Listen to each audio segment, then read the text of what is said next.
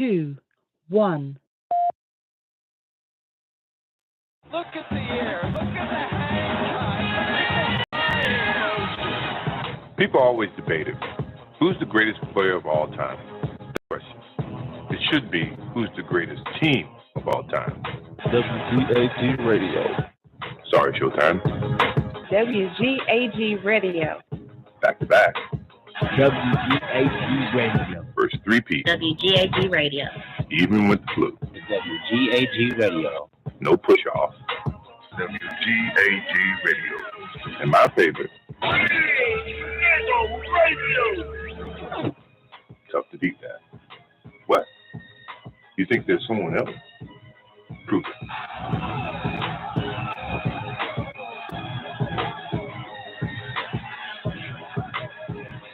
Look at the air. Look at the hang time. My bad. I digress, guys. I'm just playing. Okay. We're dealing with a circle. So if you can imagine a circle with a line going across the middle and the word, let's say life, and the word death at the bottom, half of the circle.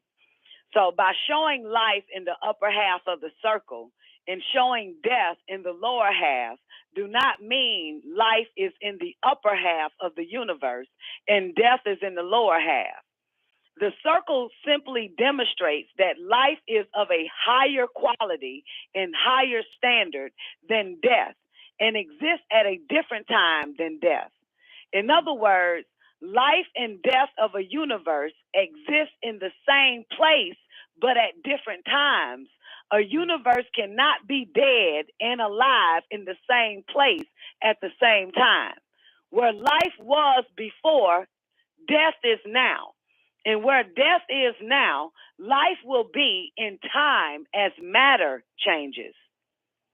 This is the rise and fall of an empire now, or why empires rise and fall. And this is based on the circle, which is the universes of life and death. And what did it say at the very beginning? Empires rise and fall for the same reason a person or living beings in general be born, grow to maturity, stop growing, and decline. And that reason is everything exists in a circle. Everything exists in a circle called the circle of time or the circle of space or matter and time. And when a person, place, or thing reaches the top of its circle of space, matter, and time, it can grow no more or no higher or no higher.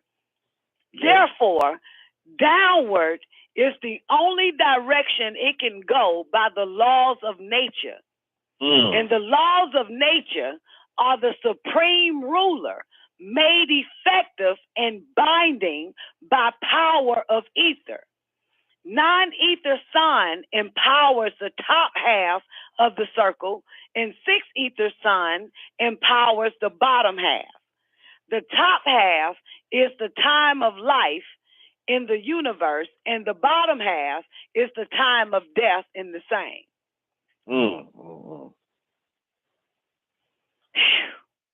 Wow. Okay, 22. Now we can understand. Nope, that ain't what it say. Now we can answer this question. I know new words just be popping up out of nowhere. Hell yeah, it was in there, wasn't it? You saw the word understand too, didn't you? I did see understand. I know, motherfucker, because now we can understand.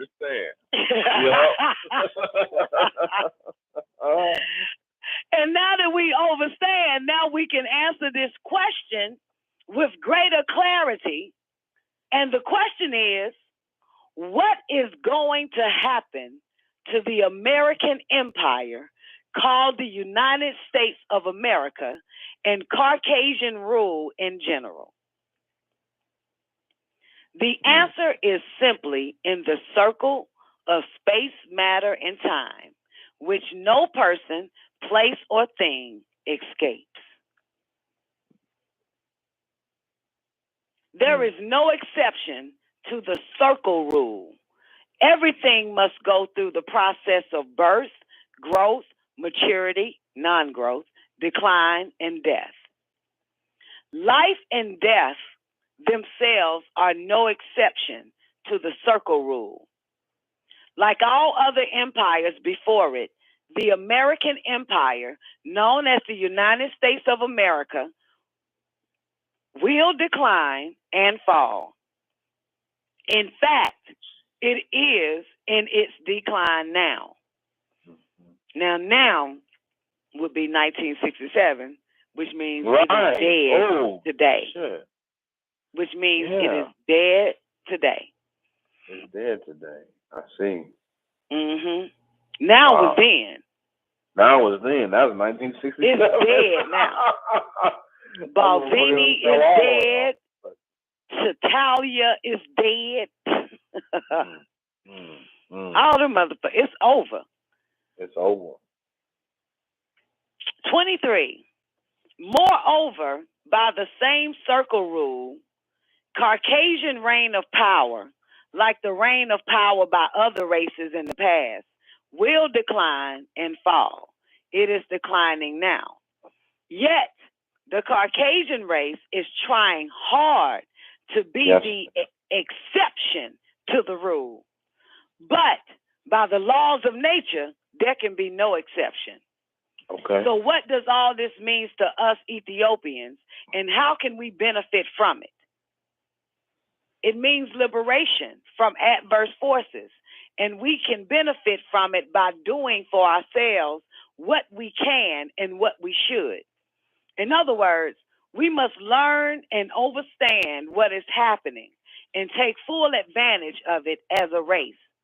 To put it another way, we must learn what to do for ourselves and do it, for space, matter, and time are turning in our favor. This is a window of opportunity. Take it. Yeah. 24.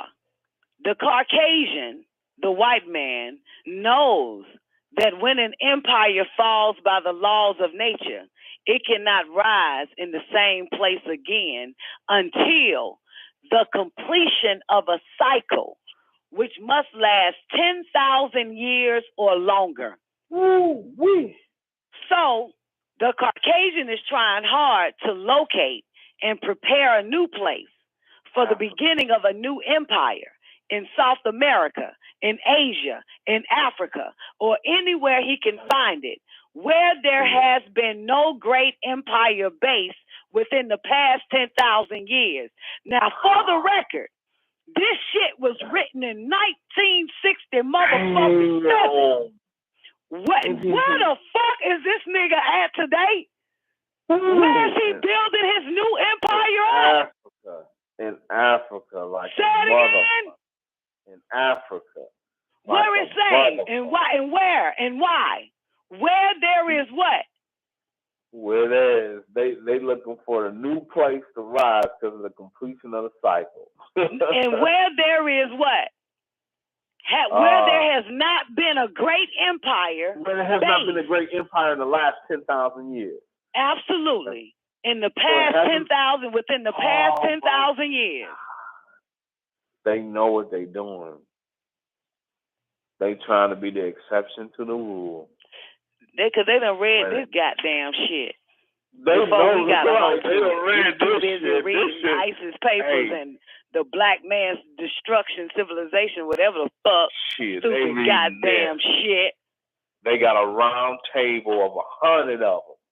All of them reading the 9 ball, huh? Back in 1967. Come on, folks, say, where we gotta go? Oh, shit. Then they spun that globe and say, where has it not been a great empire in the past 10,000 years? Spin the globe. China is rising, Africa. so it can't be China. Africa. Egypt ain't been a powerhouse in 10,000 years. Let's get that. Motherfucking Africa. And that's why they populating it. That's why even they fucking. Why you think I ain't going? Why you think I ain't going That's nowhere? Right. Why we don't? Thank you, Don. Because when they leave, we will resurrect. Where Egypt was actually, where Africa was in the beginning, which is right here, Jack. Yep. Before the continental shelf. That's what everybody missed the point of. before the continental drift.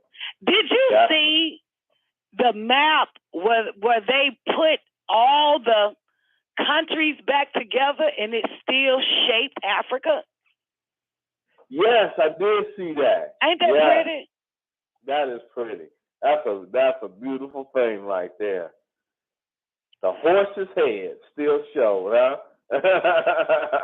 Still her. The whole planet is gone No matter over. what y'all do, it's still It became Africa when it separated and divided. Yep. That's when it became Africa, to separate and to divide. Separate and divide.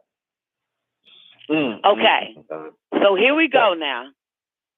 All right. Damn. Yeah. Yeah. Okay. So let's go back a little bit. So the Caucasian is trying hard to locate and prepare a new place for the beginning of a new empire in South America, in Asia, in Africa, or anywhere he can find it where there has been no great empire base within the past 10,000 years. However, what the white man hopes to disregard successfully is that by the same laws of nature, which end the power of an empire, also end the power of the rule or reign of a race. Whereas Caucasian ruling power has been changing hands from white hand to white hand all over the earth for the last several thousand years. The time has come for power to change hands from white hand to black hand. This is what the fall of the American empire means to us Ethiopians. Then we will be able to help our relatives in Africa restore Africa to its greatness. I see. Non-ether is now restoring the mental power of us Ethiopians, that we will be prepared to take advantage of all opportunities favorable to our survival and well-being. We must qualify. We must qualify to rule even ourselves after such long mental illness called ignorance. Yes. Yeah. And of course, in these booklets, the non-Bible and also Bible interpretations and explanations are designed to help us Ethiopians qualify. Ruling power is based on knowledge. And in the case of us Ethiopians, it's 9 knowledge. Okay. We must prepare to become masters of our own destiny. The opportunity is being handed to us in our own image and in the likeness of 9 knowledge, our own universal science. As the American empire, called United States of America, falls, all Caucasian rule over the planet will crumble with it. Yes. Ain't that true? They just had a report about the European banks saying they won't let people take money out the bank because they don't want the banks to crumble. Places like South Africa, Mozambique, Rhodesia, etc., enslaved and exploited by Caucasians, only exist because of the stronghold of the dragon Leviathan, called the United States of America, is still in world rule and supports them. But when the stronghold of the dragon falls, these subsidiaries of the stronghold will fall with it by help of the oppressed and enslaved people. And this means liberation. Okay. Wow.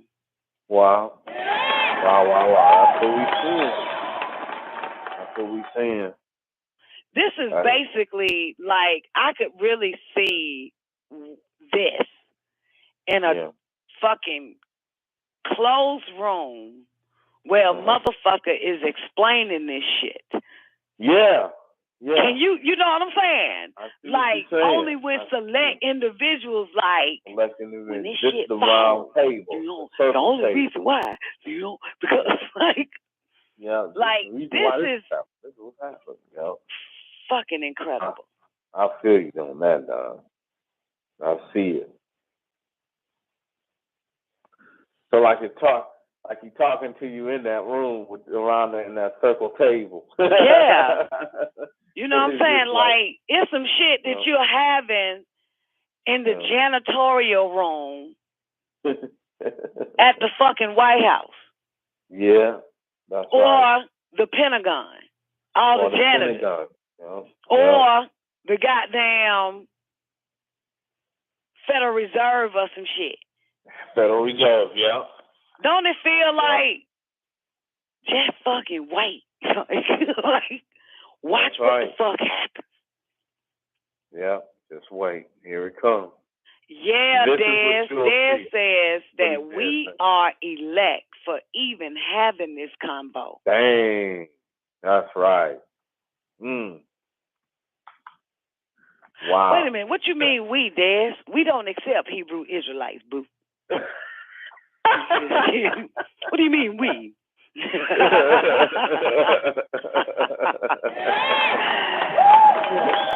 I'm just fucking with my nigga, man. Oh, now you one of us again. No, oh. Oh, no. No, I'm just kidding. I miss you, though, honey. Give your wife my love. Okay, with the exception of your puppies. But origin of the universes. You want to get into that? Because we got one more. Let's get into. Okay, this might be some science here. Yeah, there's some science, I think, right here. That's what I'm thinking when you say origin of the universes. So. Okay, here we go. There is no great mystery that lies behind the existence of a universe, as religionists would have us believe. A universe is as simple and natural as a tree. Look how this nigga just broke that motherfucker all the way down. Yeah. Shattered it. A universe is as simple and natural as a tree. Stop thinking it's all this complexity.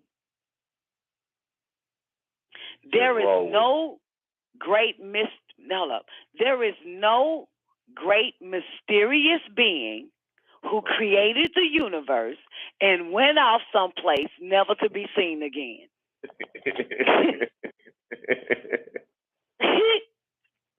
Let me repeat that shit again. Repeat that shit. It's worth repeating. Repeat that shit again.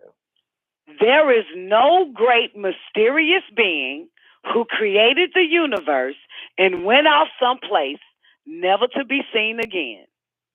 We have never been taught that just as all living beings have a nature of their own passed on to them by absolute nature.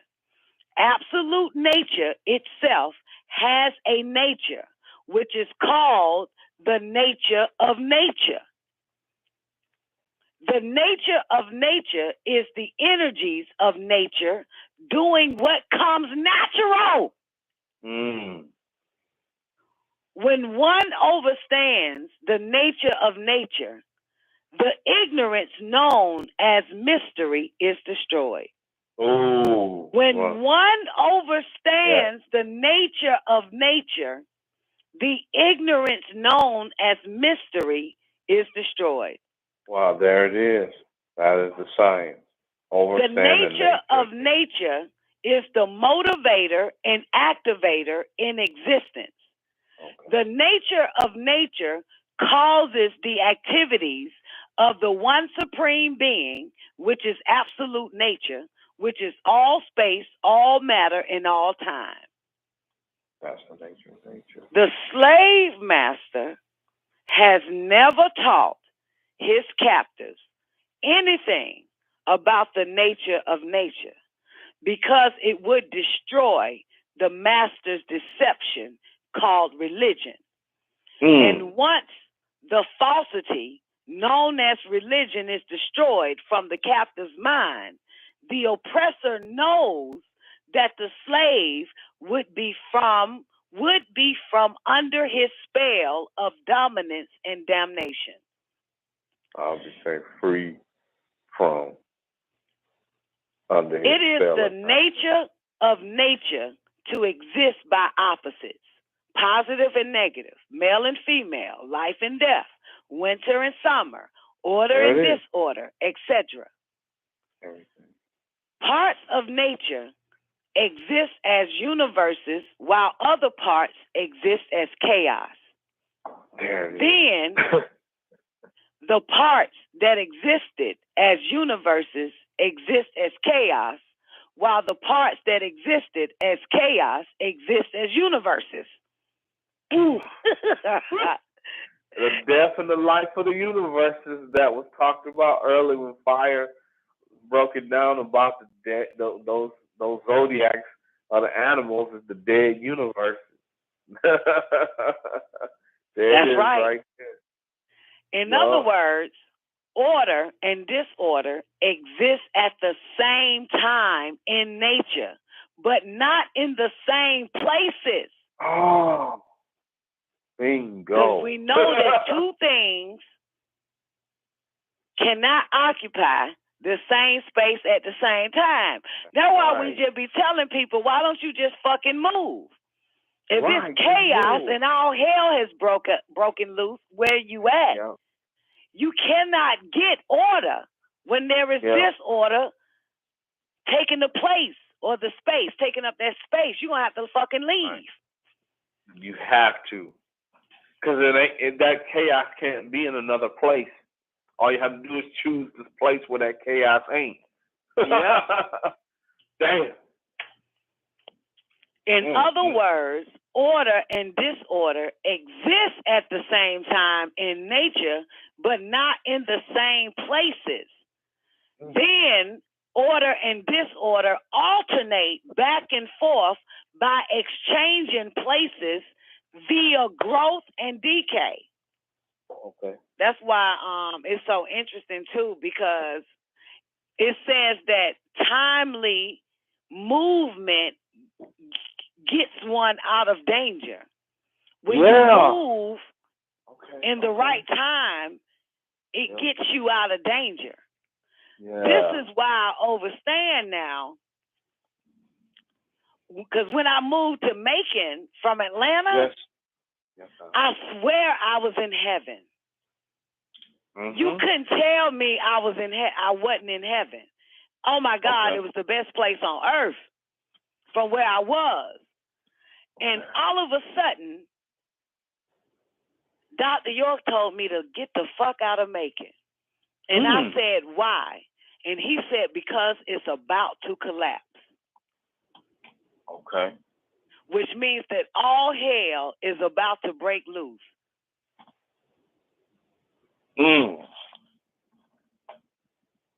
Wow. Now, prior to me being told to leave Macon, when it was time for motherfuckers to leave New York, it was the same shit. Look what's happening now. That's right. Look what's going on. All that crazy shit. Yeah, and now motherfuckers is caught up in that fucking chaos. Yes, son. Yep. They told me and my son to get up out of Detroit, and that polar vortex hit this year. You know what I'm saying? And I'm in a place where the polar vortex did not hit. You know what I'm saying? I'm with you on that. I've seen that. And they tell you, they like, go here. Get out of there. Go here. Keep going. Yep. And you know the part of Macon I go to now? What's that? Right at the tip of where my town is at. I only go right there. Like, Wow. Like, you know what I'm saying? Like where the country of Macon is, because I'm in the country. That's as far as I go, right there. That makes so much sense. Man. I don't go deep in the city. There's no business for me. There's nothing there. Yes, I see that. I see that because when I first came to California, I was in the desert area. The heat, I got out of the desert area. I didn't know the heat was about to hit to like 129, 130 degrees. But I left before that happened and moved near the beach. But when I go back to that area, it's where I belong, which is at the top of a mountain. Mm-hmm. And I only go there to the top of the mountain where one of my family members live, and then I come back to the beach. And you don't go no further than that. And I don't go no further than that, Don. Wow, Don, that's some, oh my goodness, Don, you just laid it out. Wow. Yeah, that's that shit right there. That's But that that shit say, in other words, order and disorder exist at the same time in nature, but not in the same places. Then order, wait, let's go back to when he fucking flip-flopped that shit. Mm-hmm. Okay. It is the nature of nature to exist by opposites, positive and negative, male and female, life and death, summer and winter, order and disorder, etc. Parts of nature exist as universes, while other parts exist as chaos. Then the parts that existed as universes exist as chaos, while the parts that existed as chaos exist as universes. Mm-hmm. So in other words, order and disorder exist at the same time in nature, but not in the same places. Then order and disorder alternate back and forth by exchanging places via growth and decay. So where there is death, it's time to fucking move. Right. Get your ass up and move.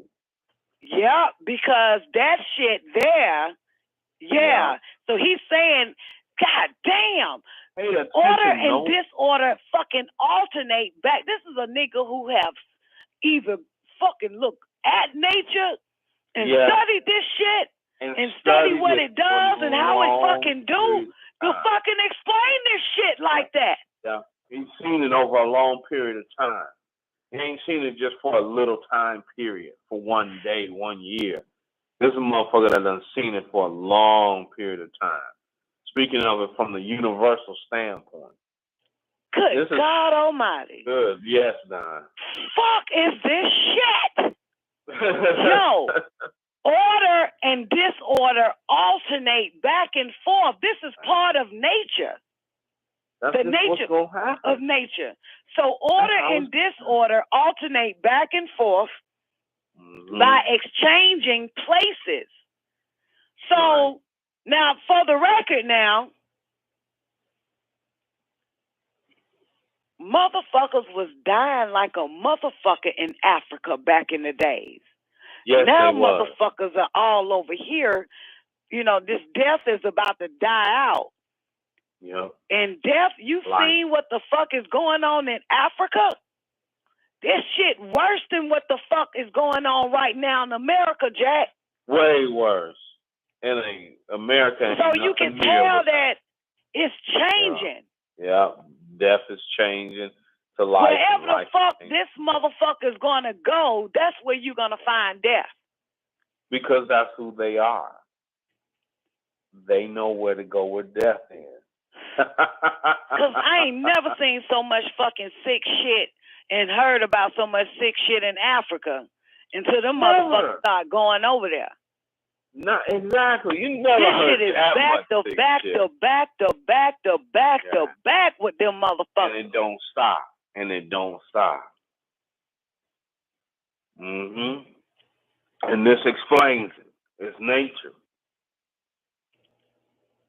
Chaos Order and disorder alternate back and forth by exchanging places via growth and decay. Know that shit. When the summer cycle comes to the chaotic parts, primeval chaos of nature, Universes sprout and grows like trees throughout existence that has been in disorder. Damn, universes. Not one or two, not a galaxy, but motherfucking universes. Oh, exactly. shit. When the winter cycle of existence comes to orderly parts, which is the universe of nature, the universes crumble and return to primeval chaos, which others in other places, let's do that again.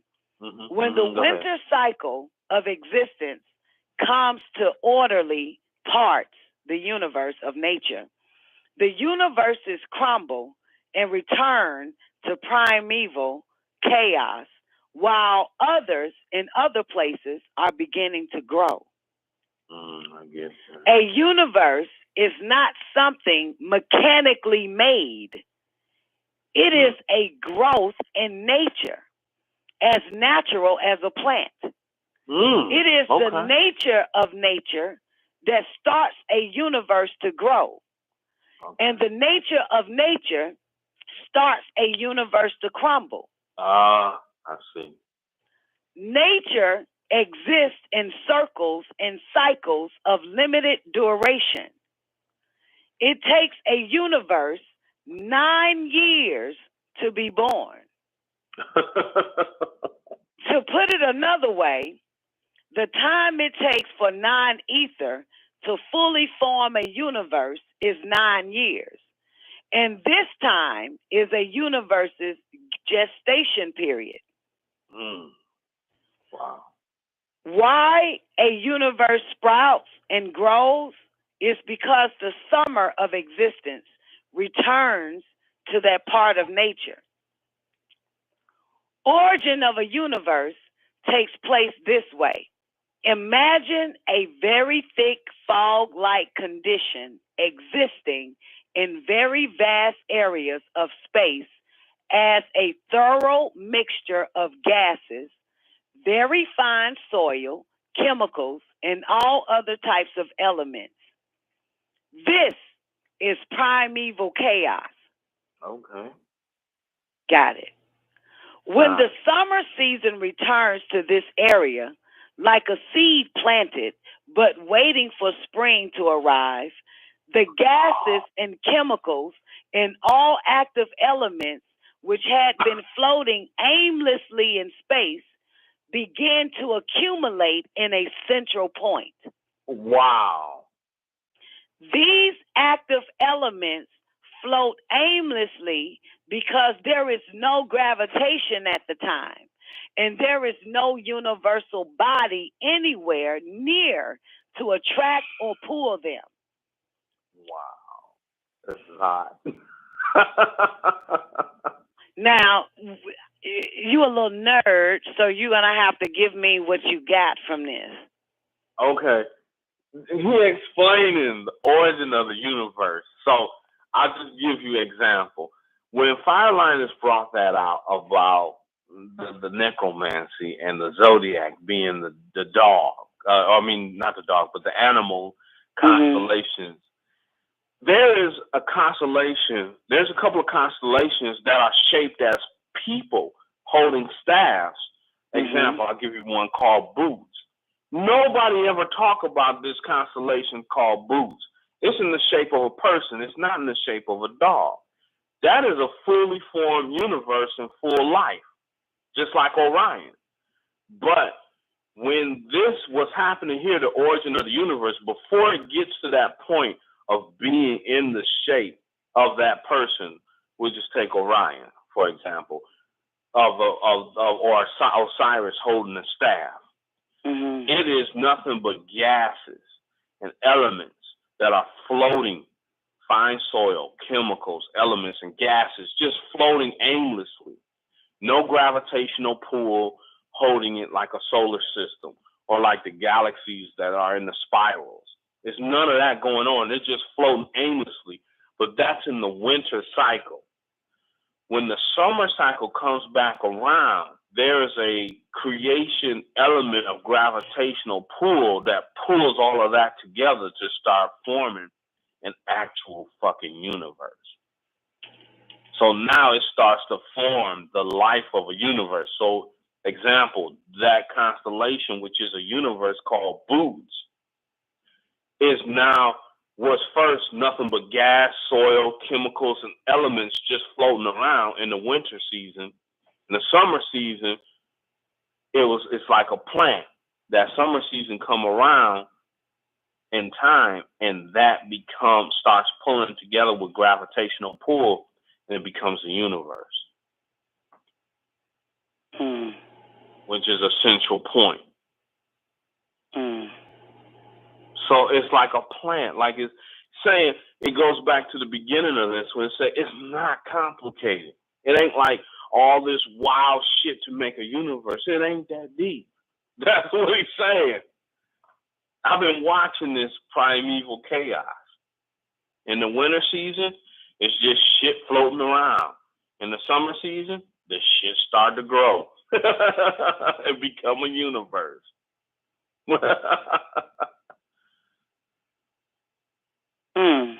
So I just like, wow. Did that help? That helps. All right. Thank you so much. You're the best, Guru. This is a joy and bam. Swami. Guru. Swamis. Imams and the like. The many... I got a question. Wait, let me see how far we got to end the origin of the universe. How far we... Oh, no, it's a lot. Oh, my God. Is it a lot? I ain't gonna stop. Yes. Because I didn't want to get distracted, but I wanted to ask you something. Because I don't know when, you show up like once a year in my life, and then you disappear. But you be here, but you don't really be here. You know what I'm saying? Like, I see you on my GPS, but you're not right here. I mean, I have my ethereal game going on. Yeah, exactly. But you always hear, you always be right on time, though. It just never ceases to amaze me. So while I got you, because I don't know when the next time I'm going to have you again. All right. I got a question for you. Seriously. Okay. What did it for you? With Dr. York shit? How do you know? Oh, you know what did it for me? Okay. I'm going to give you a few elements of what did it for me. When I was 3 years old, I first began to speak. It's a scarring, emotional thing that happened in my life. I started telling my family, we were all at a gathering. I started telling my family that we could all get off the planet. They all started laughing at me like the movie Carrie. They're all going to laugh at you. They're all going to laugh at you, including my mother, who I never, not my mom, but my mom laughing at me. All of them, mouth wide open. And I told them in my little baby language that we could all get off the planet, right? Well, they made fun of me, and then they said, how are you going to get off the planet without a ship? And guess what I told them at 2-3 years old? You don't need a ship. I said, you can go as yourself. They laughed harder at me. And I ran out the room. I was crying. My mom came, hugged me. It's like, it's okay, baby. You can have your imagination. But I never forgot what I knew. And when I saw the man from Planet Risk, when I started listening to you, because I listened to you for a long time before I pressed 1. And you're saying too much stuff that lined up to the things that has happened to me in my life. And I I started hearing about this sham, this ship, but not a ship that people ride on. There's only one person that has ever spoke about you can transform yourself into a ship that agreed with my soul from when I was a child, a baby. And that was Dr. York.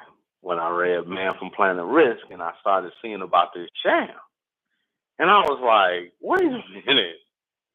This is what's going on. This is actually what I've always known deep down in my soul. It ain't got nothing to do with nothing else, no movies, no with nobody. Because understand, when I was 2 or 3 years old, this is the 70s. It wasn't like it was a lot of TVs out. It wasn't like I was watching TV and reading books. This came from directly within me. You see? So that's one part. The other part that did it for me is when I was younger, and I was in the Kingdom Hall of Jehovah's Witnesses with the elders and all the elders around me. I proposed the question, and I said, what if all of the religions are just keys to a puzzle, and with every religion we will find the actual key to the truth, and it will unlock a whole new information that all of us is just, we're basically, this is elementary school to what we're supposed to be learning. There's only one person who's ever came to that level, and that's what Dr. York's information, that all of these, I knew what he was doing before I even knew who he was when you were talking about Mohammedism, Christism, Mosesism, and all that. I knew exactly. And when I first heard it, I said, this dude gets it. He gets it. All the pieces is a puzzle to unlock the real information. Now, I didn't know about the spells. And once I started learning about the spells, that gave me the ability to articulate what I've always been knowing. Is that we've been trapped under spells, but these are just been broken up pieces of a giant puzzle that unlocks the true information. And like with this, 1967, 9-ball, he's easing everybody into it. He had to take you out of Islam. He had to take you out of Christianity. He had to take you out of Judaism in order to get you to the true information. He had been waiting, and when he came, he said, oh, my God, I didn't know the evil one had got y'all like this. So let me come get all of y'all first. And I've always been that type of teacher, but nobody has ever shared that thought process with me until I started with the Dr. York stuff. And I get it. I was like, it's such a high advanced level of that teaching that I've always done. And what's funny, through my life, I've always told people, I'll give them some information. I say, I'll be waiting for you on the other side. When you're ready, I'll be there. And and we had a show on that one time. And I was just like, whoa, this is just exactly, this is exactly it. Then I called into the show one time, I think it was last year, and I told you I knew about the Order of Melchizedek. And you were like, how did you know about the Order of Melchizedek? My first lecture that I gave with the Jehovah's Witnesses was on the Order of Melchizedek out of Malachi. That is not a coincidence. Get the fuck out of here. That was my first lecture, 12, 13 years old, was on the Order of Melchizedek in the book of Malachi. No elder, no high spiritual person has ever been able to answer my questions about the Order of Melchizedek until now. I've always held. What's the question and what's the answer? Of who is Melchizedek and where he's come from.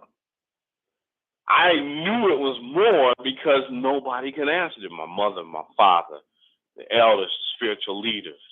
I even rose to a point where I was supposed to be I spoke before thousands of people and electrified them. And the headquarters of the Jehovah's Witnesses rushed me into a back room and said, "We haven't met somebody like you." How old were you? At that point, I was 21. Mm-hmm.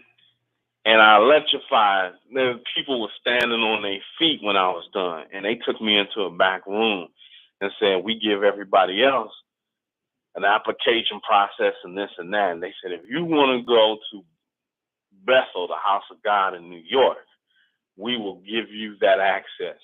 Everything is yours. You can just take it."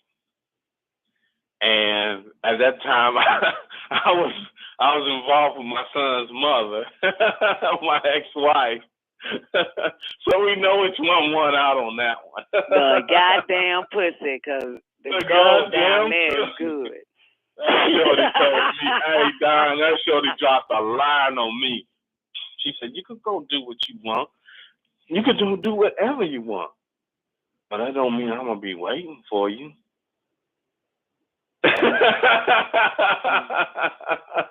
And I was like, "Shorty, I can't pass that up." And you was 21. Wait a minute. So what all did they fucking offer you?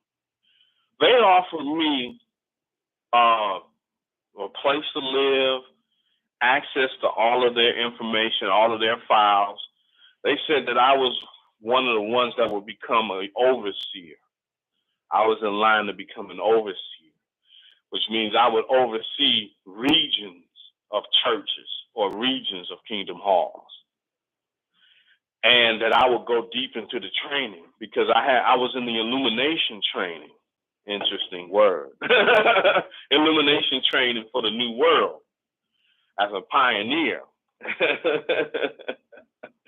And they was like, "This dude right here, you can have it all. You know, you ain't got to pay for nothing. You know, you just come out here. You got a place to live. Just study with us. You become an overseer. You'll be overseeing all of these congregations and all that good stuff. And the deeper knowledge of the Jehovah's Witnesses, which now I know is the Masonry, you know, which was what was getting ready to get offered to me." So, yeah. So the Dr. York information started piecing together all these pieces to the puzzle. I was 12 years old, that 12, 13-year-old time frame. I was at school, right? There was a science project. This is another one of my projects that got mysteriously taken, right? They said, the teacher said, for this project, you can design anything you want. So guess what I designed? I said, everybody's been bullshitting. Nobody has designed a flying car. So guess what? I found one book that I can never find again, but it described everything about satellite technology.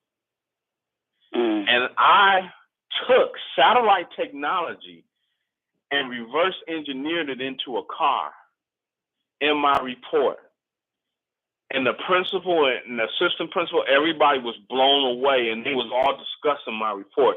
What I designed was a car that would fly, but with the satellite technology, but we would have to put limits on it so that the satellite technology would jettison it into space, this car. But if you put certain limits on it, you could actually harness the energy within the different levels of the stratosphere, atmosphere, blah, blah, blah, all that stuff. And you could keep it through balancing in our atmosphere on Earth so we could fly around in the car. I've never seen that report, and I've never found that book again. So, have you seen your car yet? Not yet. I've seen it in movies, but I haven't seen it in real life yet. I've seen it. They already got it if it's in movies. They already got the car. Yeah, what movies? They've already got it. What movies have you seen it in? I've seen it in Fifth Element. Definitely. I thought so. Fifth That was Element. the first thing that came to my mind was Fifth Element. I was like, oh, for real. When I saw Fifth Element. The other one was Back to the Future. it wasn't as crude as Back to the Futures was a little more crude than what I designed. What was the other movie? Oh, it was another movie. Oh, Blade Runner. But that was a little bit older than when I had act. Well, no, actually, that was the same time that I designed that. What am I saying? I'm forgetting the time frames, right? But yeah, I'll never forget that. And so, truth be told, I got depressed about some of the designs and things I've talked about, and I kept them to myself until now. And now, I'm able to actually entertain a lot of my older visions that I've had. And I haven't had a chance to talk about the actual visions because I just keep them to myself. I've had walking visions, not when I'm sleeping, when I'm walking, when I'm awake. I get those too. I've had a lot of visions. And they've been described in what I see now and what they're talking about in space and the comets and stuff like that, and the stuff with Dr. York and Shambhala and Agartha and the Nibiru and all that stuff. So it's actually it's like, hey, you're home with everything you've already talked about, everything you ever known and believed in. You finally found. Which is a little bit different than Neo. Neo didn't know shit. Yeah, Neo didn't know shit, whereas I did.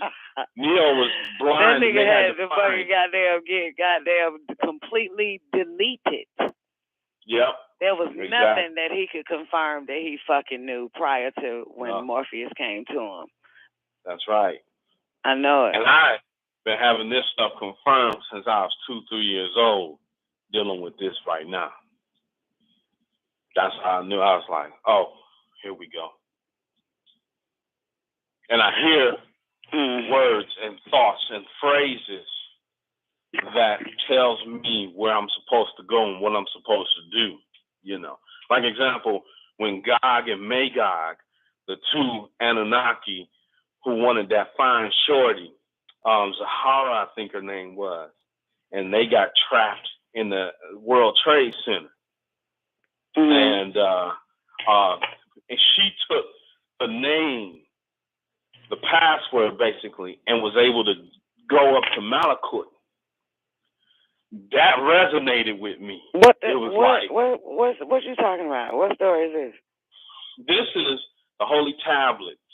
And I'm not saying her name correctly, but remember the fine honey who came to the Elohim? The two, and the two. That's interesting you mentioned the trade buildings because that's the two. He said those two Elohims was at the Pentagon. They at the Pentagon because they got blew out. What was it? They got blown out of the 9/11 thing, and then they got released out of their jail, and now they at the Pentagon advising them at the Pentagon. No, that's when no. That's when they all came. Remember, he said it was like 27 of us, and a certain amount went back, and that's 4 of us right. stayed. He was at the Pentagon, that's right. And those are the same ones. He that's the same.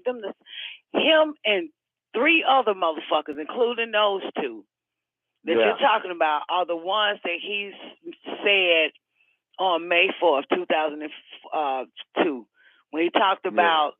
There's only 4 motherfuckers on the planet, including himself, that possess the same abilities, and 2 was working in the Pentagon, and 1 was something, and the other one was him. That's right. And 1 is at NASA, I think you said. Yeah, I might have added that NASA shit. I don't remember where he said the other one was at, but I just remember the nigga did say there was I remember some government shit, and 1 was his ass. Because and that was the other thing with my visions and stuff that I've seen, that explained them, because him being Comet Bennett, there was another hot comet after that called, near that same time, called Comet West, which tells you that was one of the other ones coming with him, right at that time. Like the same ones that got here last year. They all kept coming. There was a whole bunch of them coming, that green gas shit. green light shit. They just been landing in this motherfucker like we watching a Marvel comic goddamn movie. That's right. That's right. They just been coming through this bitch landing. Hey, in the last 2 days, there have been green crashes happening. I didn't know that. That's right. Goodness. Green landing, hitting Dallas, a couple of other places around the world. There's been a lot of activity in the last couple of days. Yeah, man, they done came all over this motherfucker. Because I remember last year that when I noticed that shit hit South Carolina or North Carolina, I said, God damn, this shit is... Remember now, Bill 1 landed right in my damn town. Boom. I remember that. On their show, I went to take the babies home. Them motherfuckers landed right here, nigga. Yep. Right here for me. Yes, it is. Hey, you know what? You called them out because you said enough of the streaks in the sky and all that wild shit. I want to see you motherfuckers. I remember the show. Yeah, I said, y'all motherfuckers got to land. Fuck that shit. Y'all need to land and shoot me. Don't be playing hoe games with a motherfucker. That's right. Stop playing that hoe shit games. with them motherfuckers ain't never seen that shit. But I'm tired of seeing the same goddamn shit. You better do something different. Yeah.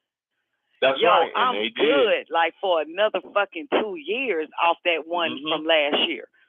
That's I'll be bitching again about them motherfuckers doing something different in another year or two, but that shit cooled me out. That motherfucker showed itself. Yeah, I remember that. Ain't no twinkle in the fucking sky. Ain't no goddamn shit. I mean, I wasn't even fucking hard up on Eson when you could see that bitch as bright as day and they were lying talking about it was the North Star or fucking Venus. Yeah. But I was like, nigga, I'm cool, man. Them motherfuckers just straight up goddamn dropped one right in front of my ass. February the motherfucking 14th, 2013. When all that crazy stuff happened. I'll never forget that shit. Got jumped. And had that big ass goddamn Valentine's Day balloon in her face. Totally missed that shit. A big ass ball of green fucking light. Yo! That's because it's for you. That's why. Yo, I'm cool, son. I'm cool. That's right. And I know that this is just our sign, yo. Like, yo, God damn it, they're fucking here. Then top that shit off with Fireliner saying that these motherfuckers having fucking nightmares of 7 to 8 foot tall niggas, alien niggas, chopping these motherfucker heads off. Let me give you this. My son, since he's been little, has seen giant women. Oh, don't scare me. Stop it. No, because I'm about to fucking have an orgasm. No, don't fucking do that shit. That's right, Doc. He ain't the only one. I've been seeing them for a very long time. Me and another chick. We share stories of this bitch looks like the 1,450 foot fucking woman. Yes, Don, that's exactly what her son fucking has been eyes talking about. Is bigger than your fucking window in the fucking house. Yo, it was son, don't fucking do this shit to me. Yes, Don. And you know what my son said? I can't wait till women take over the earth.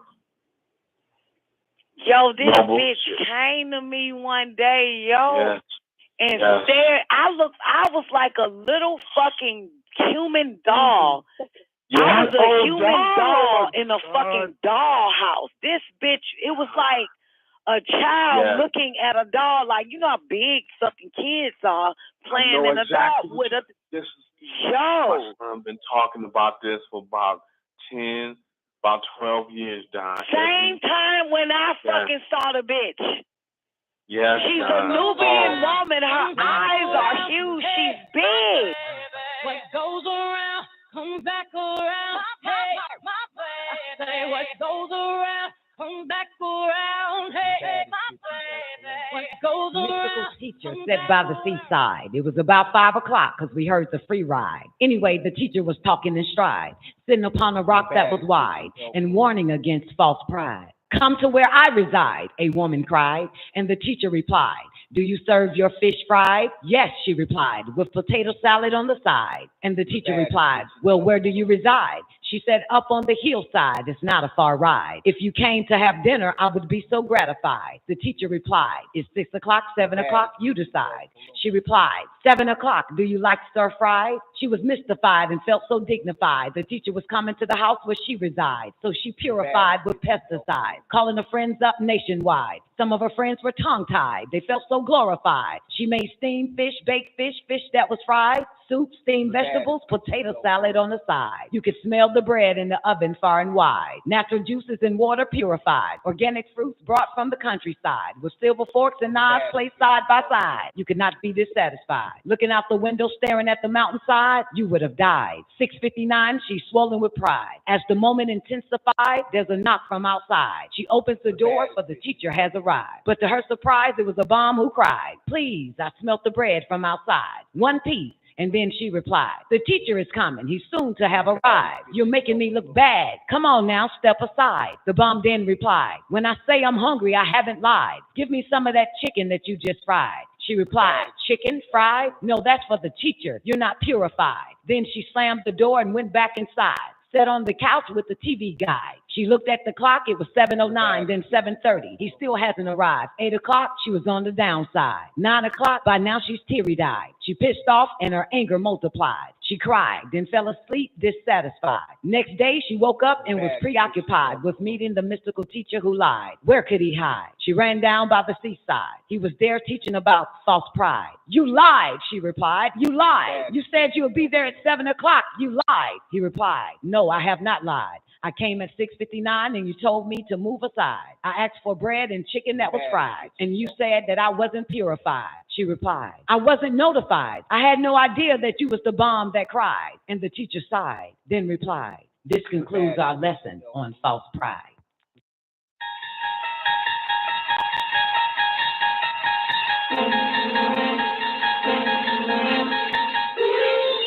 You'll unlock this door with the key of imagination. Beyond it is another dimension, a dimension of sound, a dimension of sight, a dimension of mind. You're moving into a land of both shadow and substance, of things and ideas. You've just crossed over into the Nicoleone Show. Oh yeah, y'all already know what time it is. The moment that you've been waiting for. The one that you've been waiting to hear. The one that calls the call, that calls the effect. Put your hands together for the baddest bitch in El Saloon. God, Nicoleone. Hello, I'm in the love of the all, and all love is in me. I am a part of the all, and the all is a part of me. I am one with the all, and the all is one with me. I can succeed as a part of the all and fail as an individual. I can be all that I wish in the all, as long as my wish is to stay in the all. I'm never alone. The all is, I am. The all can, I can. The all does, I do. Hello. Hello, baby man. Welcome to the Nicoleone Show. Hope y'all enjoyed that first hour, baby. NUBUN guide. Hold on a second. Then the code got down $600 on cost share, but I got an estimate to repair the paint chip on the area. The cost would be $600. Would you like to fit? Hell no, fuck that paint chip. No, thank you.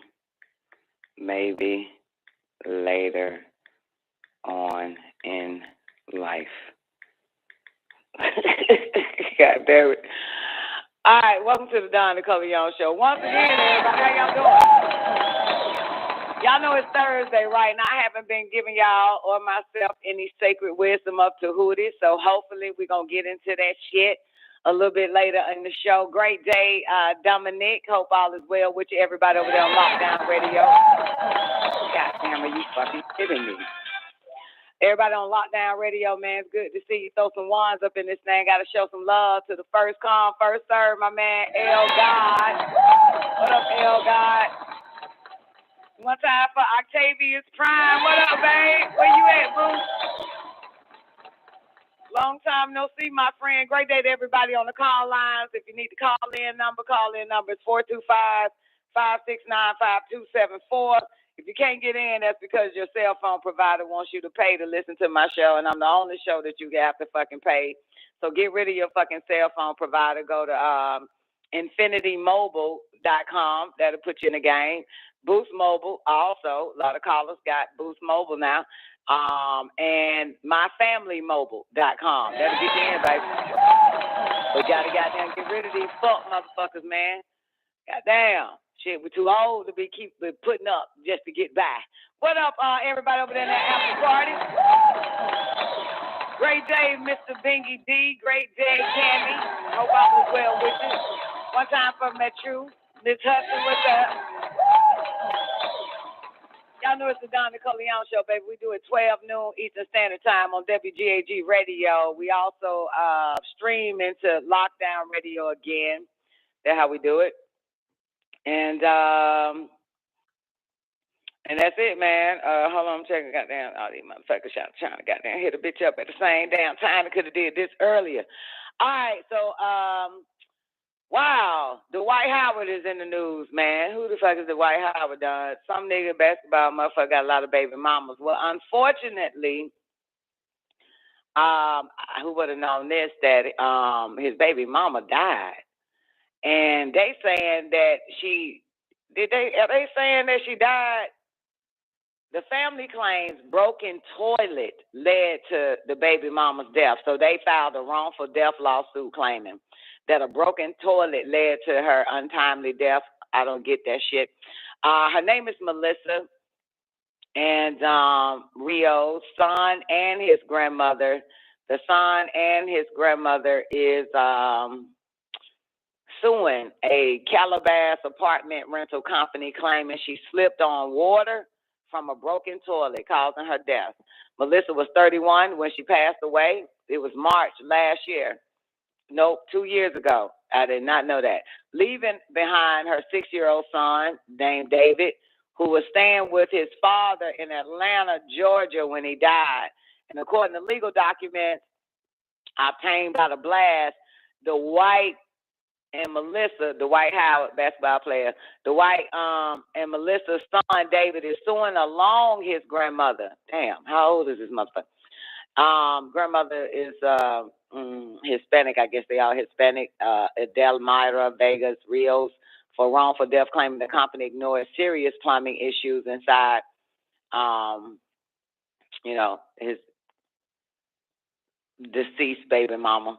The plaintiff blamed the property management company for not repairing the broken toilet in an apartment, dangerous conditions, that'll do it, and other factors leading to a death. These factors included, but are not limited to, the following: a dangerously broken and or deteriorating toilet. Goddamn, you the baby mama of an NBA player. Shawty, y'all living like that.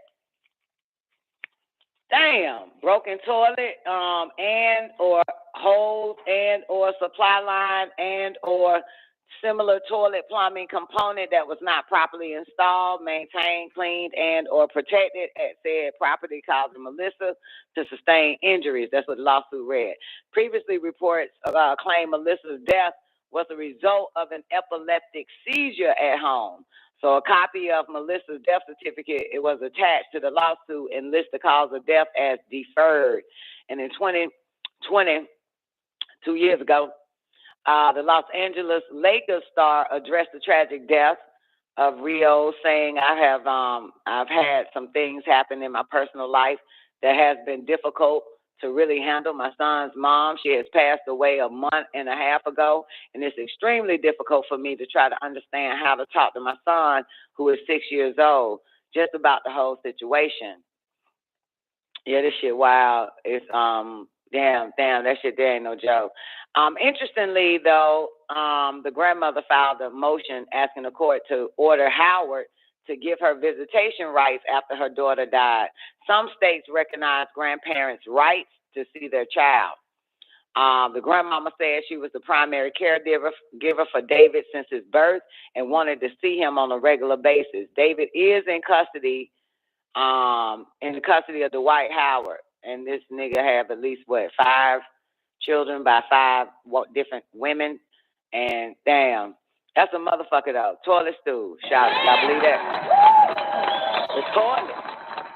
It's the toilet, baby. It's the toilet. Y'all tell me y'all believe that? The toilet. The toilet. Well, speaking of baby mamas and baby daddies, I am fucking with this site that I was reading this article. It came out last year in regarding to Jamaican fathers.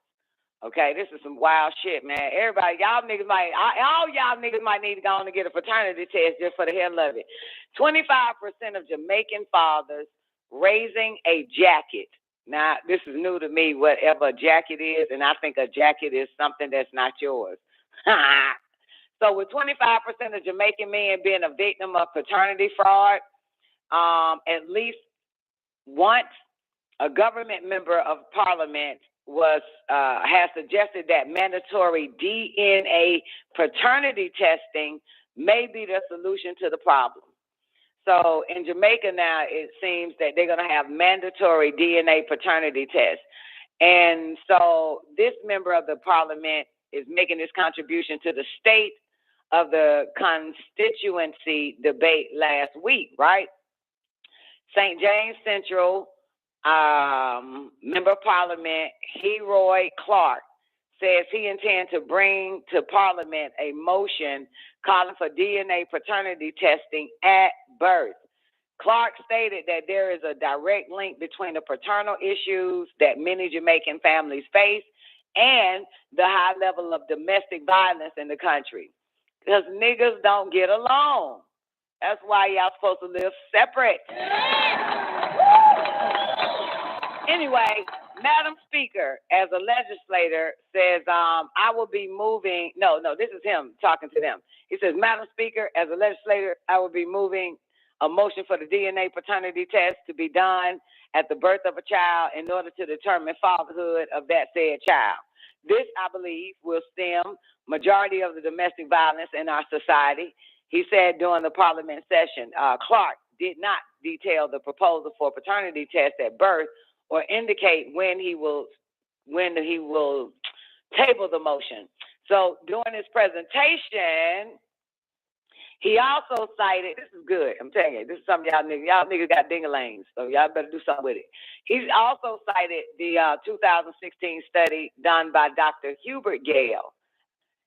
He's a leading anthropologist at the University of West Indies, which revealed that 25% of Jamaican men are unknowingly raising children that are not biologically theirs, or, as Jamaicans say, raising a jacket. The issue also affects Jamaican men in the diaspora who are trying to petition to have their children join them in the United States. So, DNA tests are required by the U.S. Embassy in Kingston to prove biological relationship. But according to the leak diplomatic cable, 1 in every 10 men who turns up at the U.S. Embassy is often told the DNA test provides that he is not the biological father of the child. God diggity dog. So, in 2019 reports by Polygenetics Consulting, a Jamaican company, right, which offers DNA testing, indicated that of all the paternity tests that the company has conducted since 2015, 70% were not the father.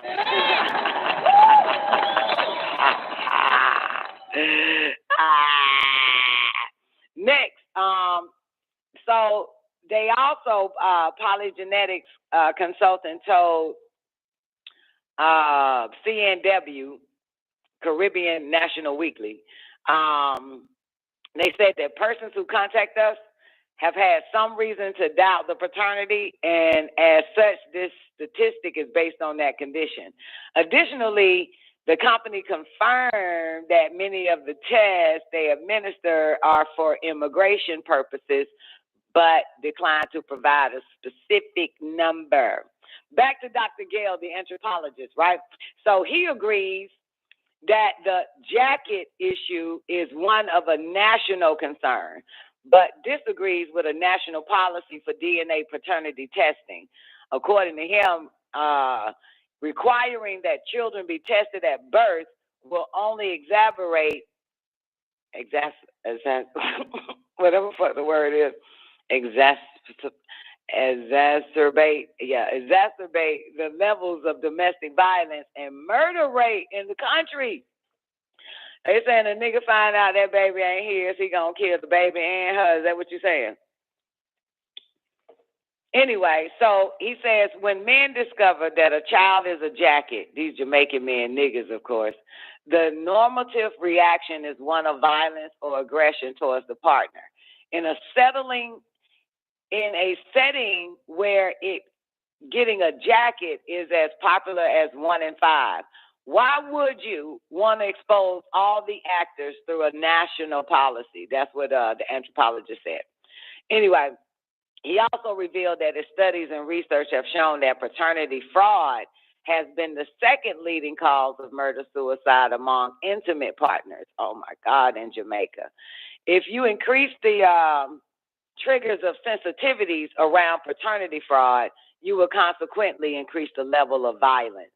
So Dr. Gale, the anthropologist, said that promoting economic development is what will reduce the number of jackets in the country. What? Oh, I don't get it. I don't get that part. Promoting fucking shit, I'm lost. Promoting economic development will reduce the number of jackets in the country. He said that in most instances, paternity fraud is committed by women who cannot afford to care for their children on their own. So, or maybe just want another nigga to be the daddy. You know what I'm talking about? No, y'all don't. Y'all ain't women. So let me move on. Anyway, while Jamaicans may continue to see the humor in giving or getting jacket babies, the offense remains a serious matter in court. A woman who knowingly names the wrong man as her child's father on the birth certificate is seen as committing a breach of the Registration, Births and Deaths Act. So for this offense, she can be charged and mandated to pay a fine not exceeding to $250,000 or face imprisonment for a term not exceeding 3 months if she is found guilty. That's Jamaica news right there, baby. Goodness gracious. Everybody think money solves the problem and shit. Well, you know, it'll lessen violence. Get the fuck out of here. Goddamn economic, goddamn, what the fuck, that shit. That nigga, a goddamn nigga with money will still goddamn create some domestic violence. The fuck? Anyway, they always think money solves problems. Money does not solve your fucked up, sensitive, emotional, irate, retarded ass. It ain't gonna change shit. You still a fucked up person. You still gonna get pissed off because somebody drank your Kool-Aid and you gonna want to kill them. Speaking of killing, a man was arrested, charged with murders of his girlfriend and the newborn baby. Okay, this is a motherfucker, man. This all happened while we was doing our best yesterday, living our best goddamn life. Somebody dies. All this murder. Remember now, what the Holy Tablet say, boys and girls? Let's see if y'all keep up. What the Holy Tablet say? Holy Tablet say, Don, 99% of people would die from murder. Their deaths would be murder. All right, so this nigga arrested. What up, Goddess Coco? What up, Quincy? So this nigga, now he arrested, but he's charged with murders, pretty little baby too. Murders of his girlfriend and the newborn baby. This nigga in Tennessee has been charged with cruel murders of his girlfriend and their newborn baby. Wednesday, that was yesterday, Tennessee police arrested this nigga named Brandon Isabel, 25 years old, on Wednesday on 2 accounts of first-degree murder, aggravated kidnapping, and tampering or fabricating evidence. Oh, that means this nigga tried to ditch it. The woman name is Kennedy Hoyle. I skipped something. Memphis police say he confessed to killing Danielle Hoyle, she's 27 years old, and tossing their baby, Kennedy Hoyle, in a goddamn Mississippi fucking river. What the fuck? Danielle's family says she worked at FedEx to support her 2 children, including a 10-year-old daughter. Brandon told Memphis police he lured Danielle to a location in Whitehaven, Tennessee on Tuesday and shot the bitch in the fucking head. Then he removed the sleeping newborn baby from a car seat and callously tossed the little goddamn baby into the fucking river. The police found Danielle, the mama, 27 years old, abandoned vehicle in the area of Sigwick Street and Levi Road in Whitehaven, and eventually located her body nearby. So an Amber Alert was issued after Danielle's family and her newborn daughter was in the car with her. The Tennessee Bureau of Investigation quickly located this nigga and brought him in for questioning. He initially said he disposed of Kennedy's body in the area of Island Park and the Upper Mud Island boat ramp. He then admitted he tossed the baby and the gun he used to kill her in the Mississippi River and Wolf River Delta. Law enforcement officers are still searching for the little baby, newborn baby, y'all. Danielle's heartbroken mama named April told Action 5 News she held her granddaughter once for 10 fucking minutes. She said she wants swift justice. I want his ass to suffer like he made my baby suffer. That right, mama. I want him to hurt. I don't want it to be easy for this bitch nigga. Why would you hurt a baby? Oh, she ain't even concerned about her daughter. She concerned about the damn baby. She ain't even concerned about her daughter. She was like, why would you hurt a newborn baby? Wait a fucking minute, bitch. That nigga just shot your daughter in the head. Shot her, that's your daughter. That other baby ain't your daughter. That's your daughter.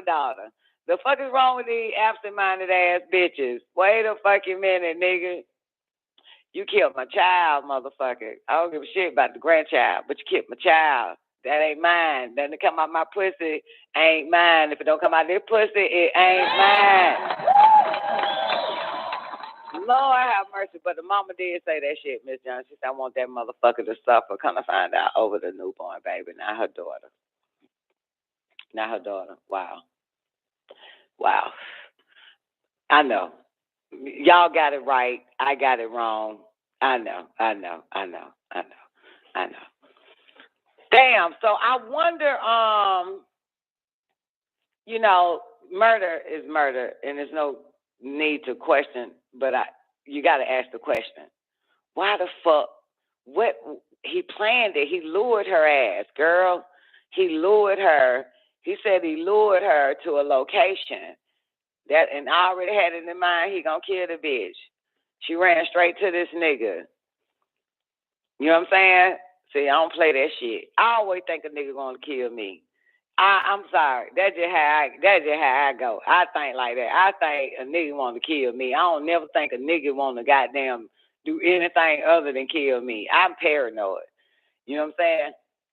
I'm paranoid, and I got different baby daddies, so I ain't trust none of them motherfuckers. You feel me? It's like, hey, come, I'm down the street. Come outside. Bullshit, motherfucker. Call the police first. Get some protection around this bitch.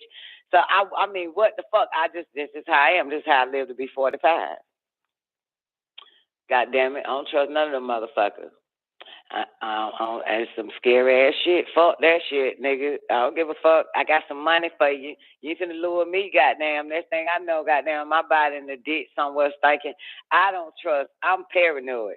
I don't even trust a nigga I'm fucking today. You understand that? That's why I keep the lights on. I keep my goddamn 9 under the pillow, goddamn ready to blow this bastard head off. I don't trust nah motherfucker. Okay? That's Don Nicoleone, man. Shit, these niggas killing these bitches, man, forever, man. This is femicide. Y'all know that, right? This is femicide. Ooh, I need to finish reading that femicide to you motherfuckers. Man, let me goddamn pull up this femicide. Femicide. Goddamn, this femicide just happened. And the little baby girl. It's a little baby girl, too. I got to pull up femicide. We got to finish reading femicide.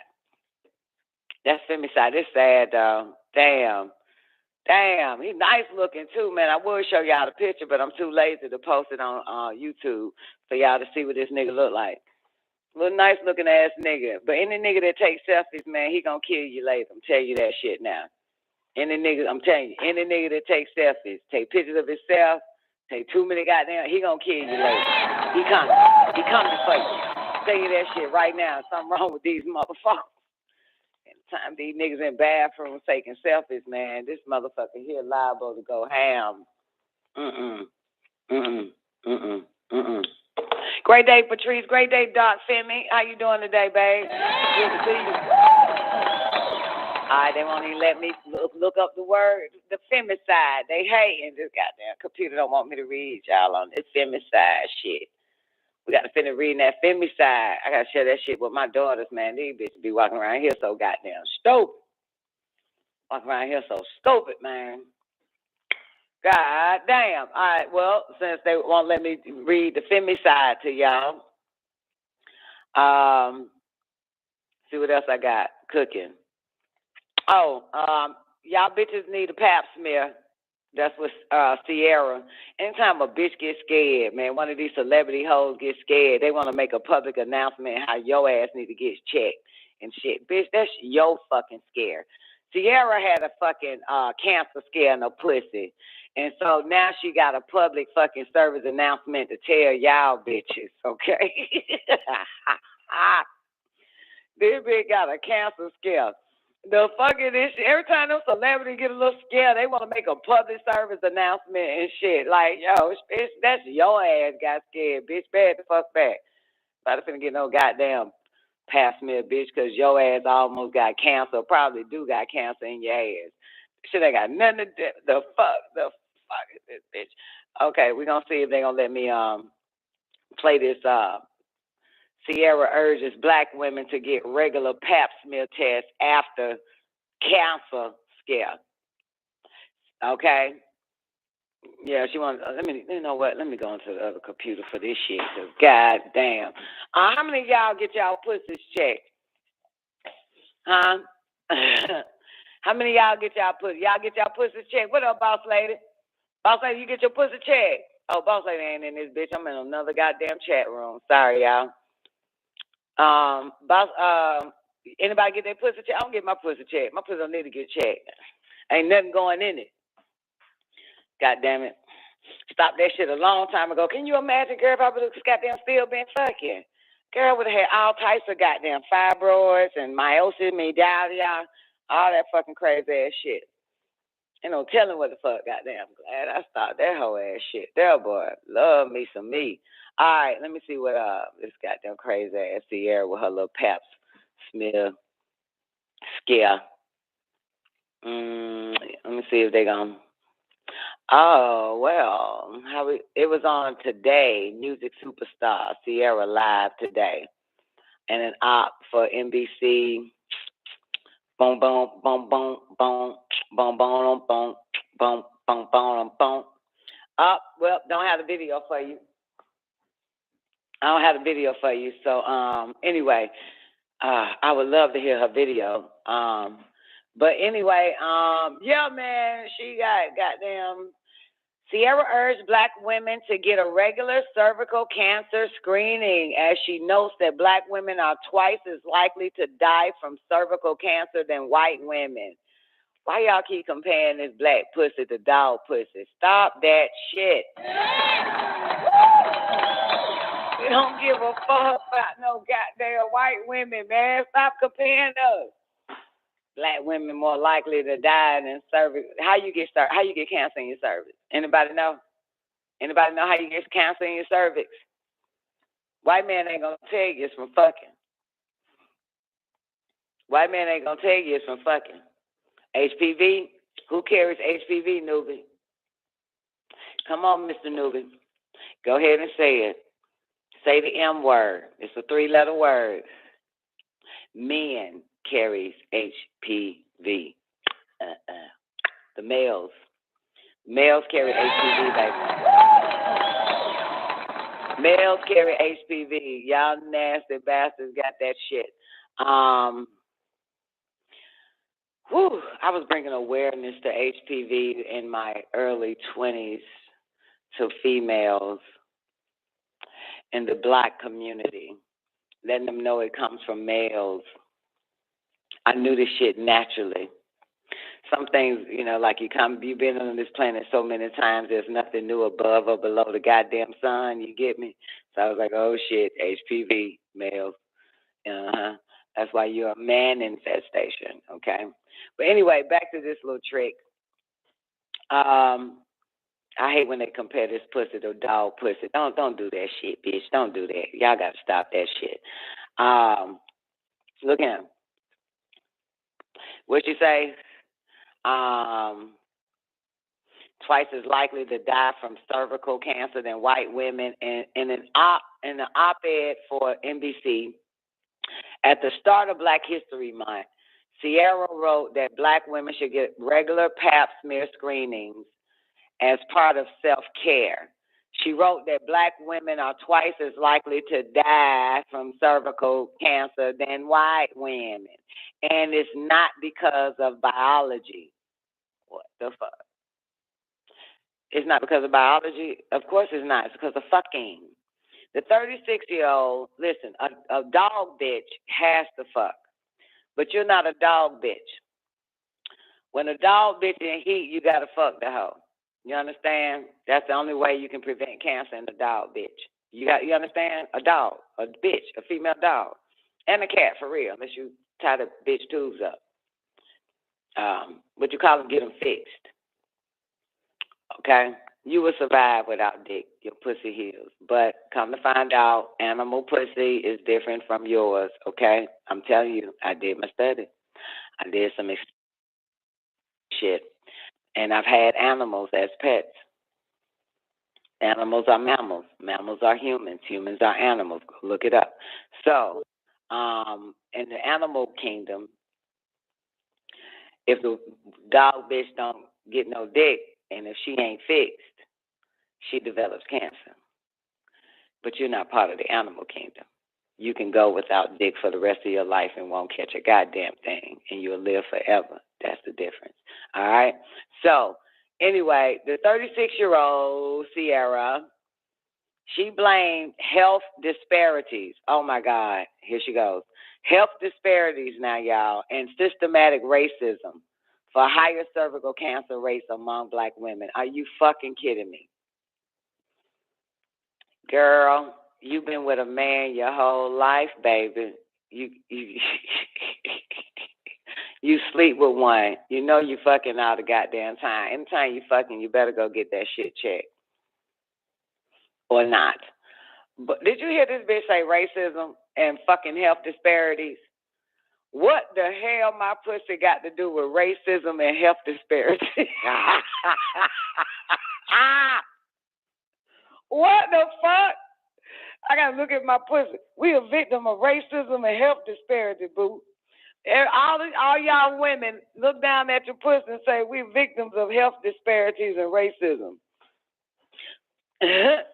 Look down at that motherfucker, man. Health disparities and racism. For higher cervical cancer among Black women is because of health disparities and racism. Are you fucking kidding me? Oh, my God. We're going to blame everything on that shit, ain't we? We ain't going to never blame goddamn having sex, is we? We ain't going to never blame fucking too much, man. We're a victim of goddamn fucking too much, getting fucked too much. That's what that shit is, shouted. This ain't got nothing to do with it. The fuck? All right. So anyway, Sierra says, she blames health disparities and systematic racism for higher cervical cancer rates among Black women. Her said, it's because of healthcare disparities, systematic racism, and long-held inequalities. This must change. This is what she says. What? Why your pussy got cancer is because of healthcare disparities and systematic racism and long-held inequalities. Get the fuck out. What my pussy got to do with this shit? Oh, my God. She revealed that a member of her team received a cervical cancer diagnosis. Her friend's diagnosis hit home for her. The good news is that she prioritized her self-care and got screened. Sierra wrote before adding, here's what she says. The even better news is that because of early detection of cancer was treatable, and today she is thriving. So the part-time singer and homemaker, this is not coming from me, but she says, as we conclude Cervical Health Awareness Month and enter Black History Month, we should use this moment to prioritize our self-care by taking action to protect our health and encouraging others to do the same. And that is not by going to a lab coat. It is by telling another nigga with a coat on the dick or off the dick, you can't get no more. That's it. That's it, boo. Self-care. Now, here's what your dumbass doctors recommend. Pap smear along with a pelvic exam beginning at age 21, then every 3 years until age 65. Oh, you ain't interested in a bitch 66-year-old pussy after that. Because they figure eventually y'all hoes stop fucking eventually, kind of, sort of, but not really-ish.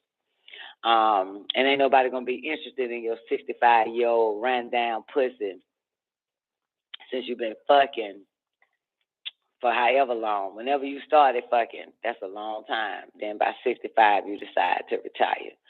So, but yeah, anytime somebody got to look in your pussy, it's because they want you to continue to have sex. So come back in another 3 years and I'll check it out again. Pap smear combined with HPV. There it is. Newbie. Pap smear combined with HPV testing can be performed every 5 years for women aged 30 and older. Not for me. Doctors recommend more frequent pap smears, regardless of age, if you have the following risk factors. Y'all ready? A diagnosis of cervical cancer or precancerous cervical cells. Number 2, exposure to DES before birth. What the fuck is DES? Dithylstilbestrol.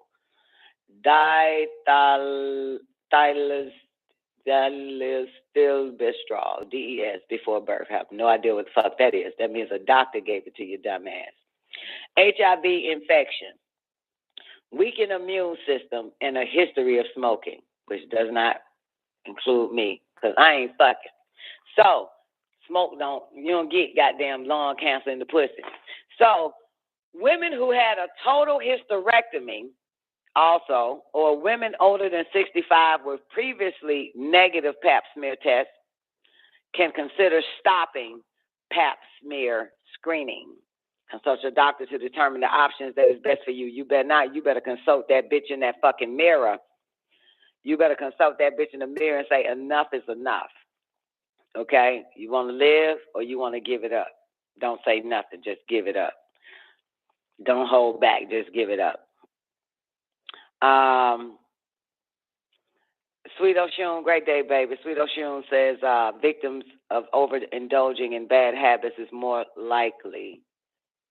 Yeah. Cervix, baby.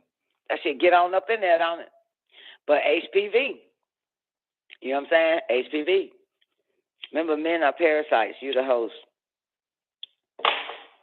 I had to stop all that shit, girl. I'm so proud of myself, for real. I ain't even proud of myself for stopping. I was never addicted, and that wasn't even one of my choices of habits to begin with. So that's why it was the most easiest to fucking say, hell no. Hell no. I don't do that shit. That's why it was the most easiest. So that's Sierra with her retarded ass talking about goddamn cervical cancer comes from racism and goddamn disparities and shit. It's stupid. Goddamn, that shit wild. Boy, all right, speaking of racism, though, according to 12 HBCU schools are targeted by bomb threats on the first day of Black History Month. Have y'all heard about that? Y'all heard about the bomb threats? Let me get up and read it to you because this computer's slow. All right, so they said Harvard done got a few bomb threats. I got to tell y'all about this shit in a minute. Give me a second. Remind me to tell y'all about the metaverse. This shit going to make y'all motherfuckers laugh. Let me tell you about the metaverse, but first let me go to HBCU. Okay, so basically, they said that more than 12 HBCUs were targeted by bomb threats on the first day of Black History Month. Howard University in Washington, D.C. is among the HBCU schools receiving bomb threats on the first day of Black History Month on Tuesday. So the school issued emergency alerts and shelter-in-place directives to students and faculty about the campus-wide lockdown on Tuesday. More than a dozen other HBCUs received bomb threats on Tuesday morning, the start of Black History Month. Probably making this shit up. Bethune-Cookman University, Southern University, Albany State University, Bowie State University, and Delaware State University also received bomb threats. The president of Howard University, named Wayne Frederick, this motherfucker said, "We don't know who's behind this, but we do know it's motivated by hate." We've had these challenges before, but definitely since I've been here as a student in 1998, it has not been this widespread and also, I think, this overt. And the list of historical Black schools receiving bomb threats in recent weeks include Morgan State University in Maryland, Copen State University in Maryland, Fort Valley State University in Georgia, Kentucky State University, Xavier University of Louisiana, Edward Waters University in Florida, Alcorn State University and Mississippi Valley State University, Rusk College in Mississippi, Spelman College in Atlanta, Jackson State University, and Tougaloo College in Mississippi, among others. Now, last but not least, the FBI has investigated, and no bombs were found on any of the HBCU campus. So far, there are no suspects. FBI, don't you need to be tracing them calls and shit like that to find out? I mean, is it coming from a phone call or something? Are they calling the front desk and like, "Yo, we're going to blow this bitch up," and hang up? You know what I'm saying? Well, I guess you got about 2 seconds to fucking hurry up and say what you got to say before they track it, or unless they created a better technology to monitor all your calls regardless and peep in on everything you fucking say regardless. I don't believe it. I just want to tell you that. I don't believe it. Oh, they sent the letter. Okay. They can't track burner phones. Do you really believe that now, newbie? You believe that now? Okay, let me ask you this then. Don't worry about the burner phone. Can't track it. Here's my question. Do you think these goddamn schools are receiving bomb threats? Do you think? You know what we need? We need some colleges blow the fuck up due to racism so people can wake the fuck up. You know what I'm saying? We do. This shit'll wake up some niggas, some sleeping niggas. We need some shit like that. You know what I'm saying? We need some Ethereum. We need some shit like that, man. Cause these motherfuckers don't understand. These people diabolical, man. They think racism dealing with healthcare. You know, it's racism, disimportionated, disenfranchised. Nah, motherfucker. You know what racism is? The fucking Jews, man. The fucking Jews. That's racism. Get it in there. Get it in your head, man. It's the goddamn Jews, ain't it? Ethereum. Ethereum, you heard my Jew? I play my Jew every day now. You want me to play my Jew? I'm play my Jew boy? I'm play my Jew boy for y'all. I got to play him every day.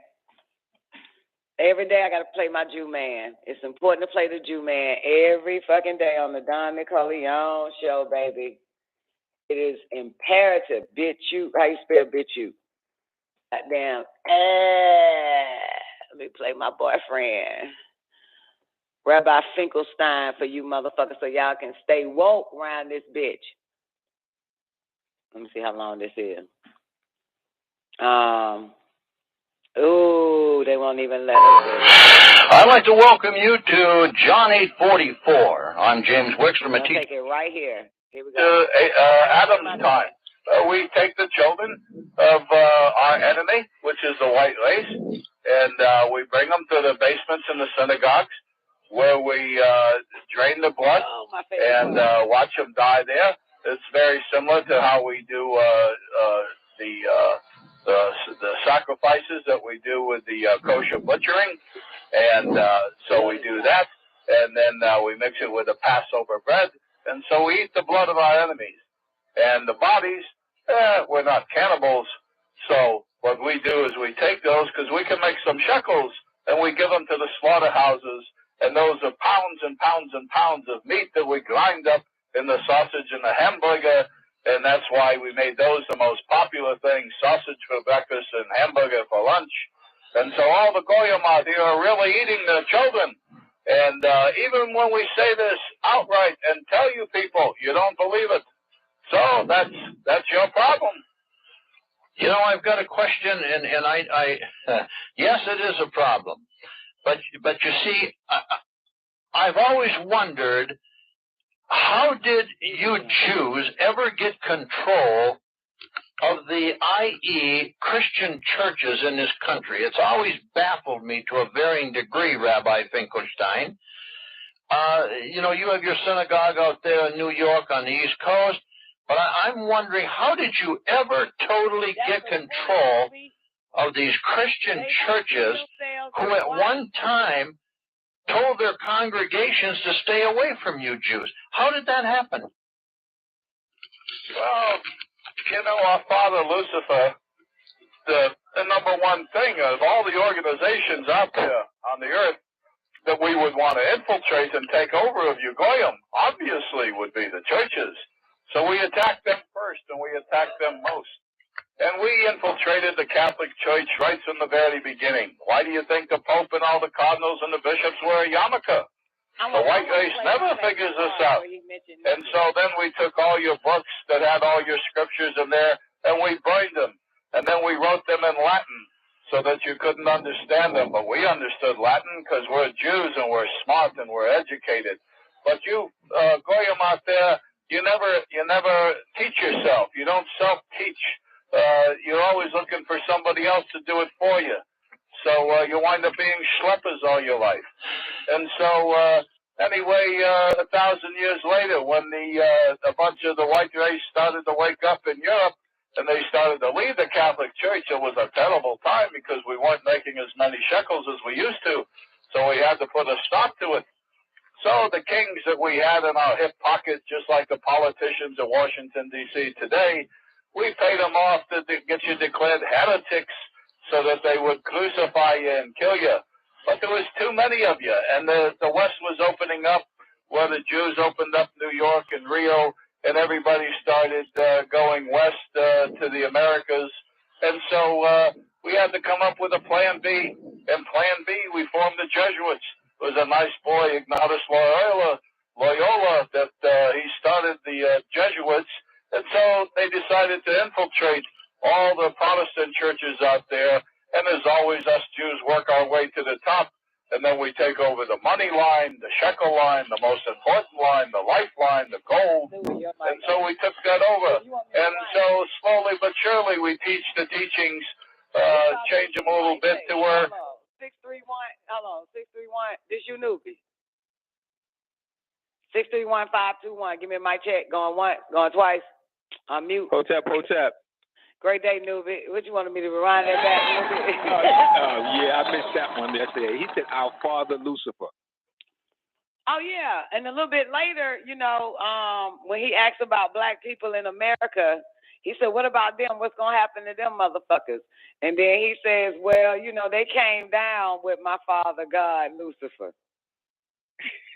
And then he was like, they make good barbecue. We give them drugs and give them music and shit. Was really not music. He go into all that shit. Crazy. Yeah. Other than I don't give a shit. They put it right in your face, baby. Hold on, take it back a little bit. Oh, yeah. Well, it's all run by the Catholic Church again, the mother church. It's your mother, but the father church is the synagogues in Israel and in the synagogues in New York. You know, this is most interesting. There was a report just recently, a couple months ago here, Rabbi Finkelstein, of Ethiopic Jews in Israel. These are black Jews. And the Jews in Israel didn't want them there. And the Ethiopian, the black Jew, said, "Oh, no, we're Jews. We belong here, too." Oh, how does this all fit in? Well, how are these blacks Jews and the Jews over in Israel didn't want them? Was they kind of like a disgrace or what? Well, who wants a bunch of Schwarzes in your land? You don't want the Schwarzes in there. There are some rabbis that went down to Ethiopia and they said, "Oh, we'd like to be Jews too." We laughed, but we said, "Okay, pay us a few dollars and we'll teach you how to be a Jew."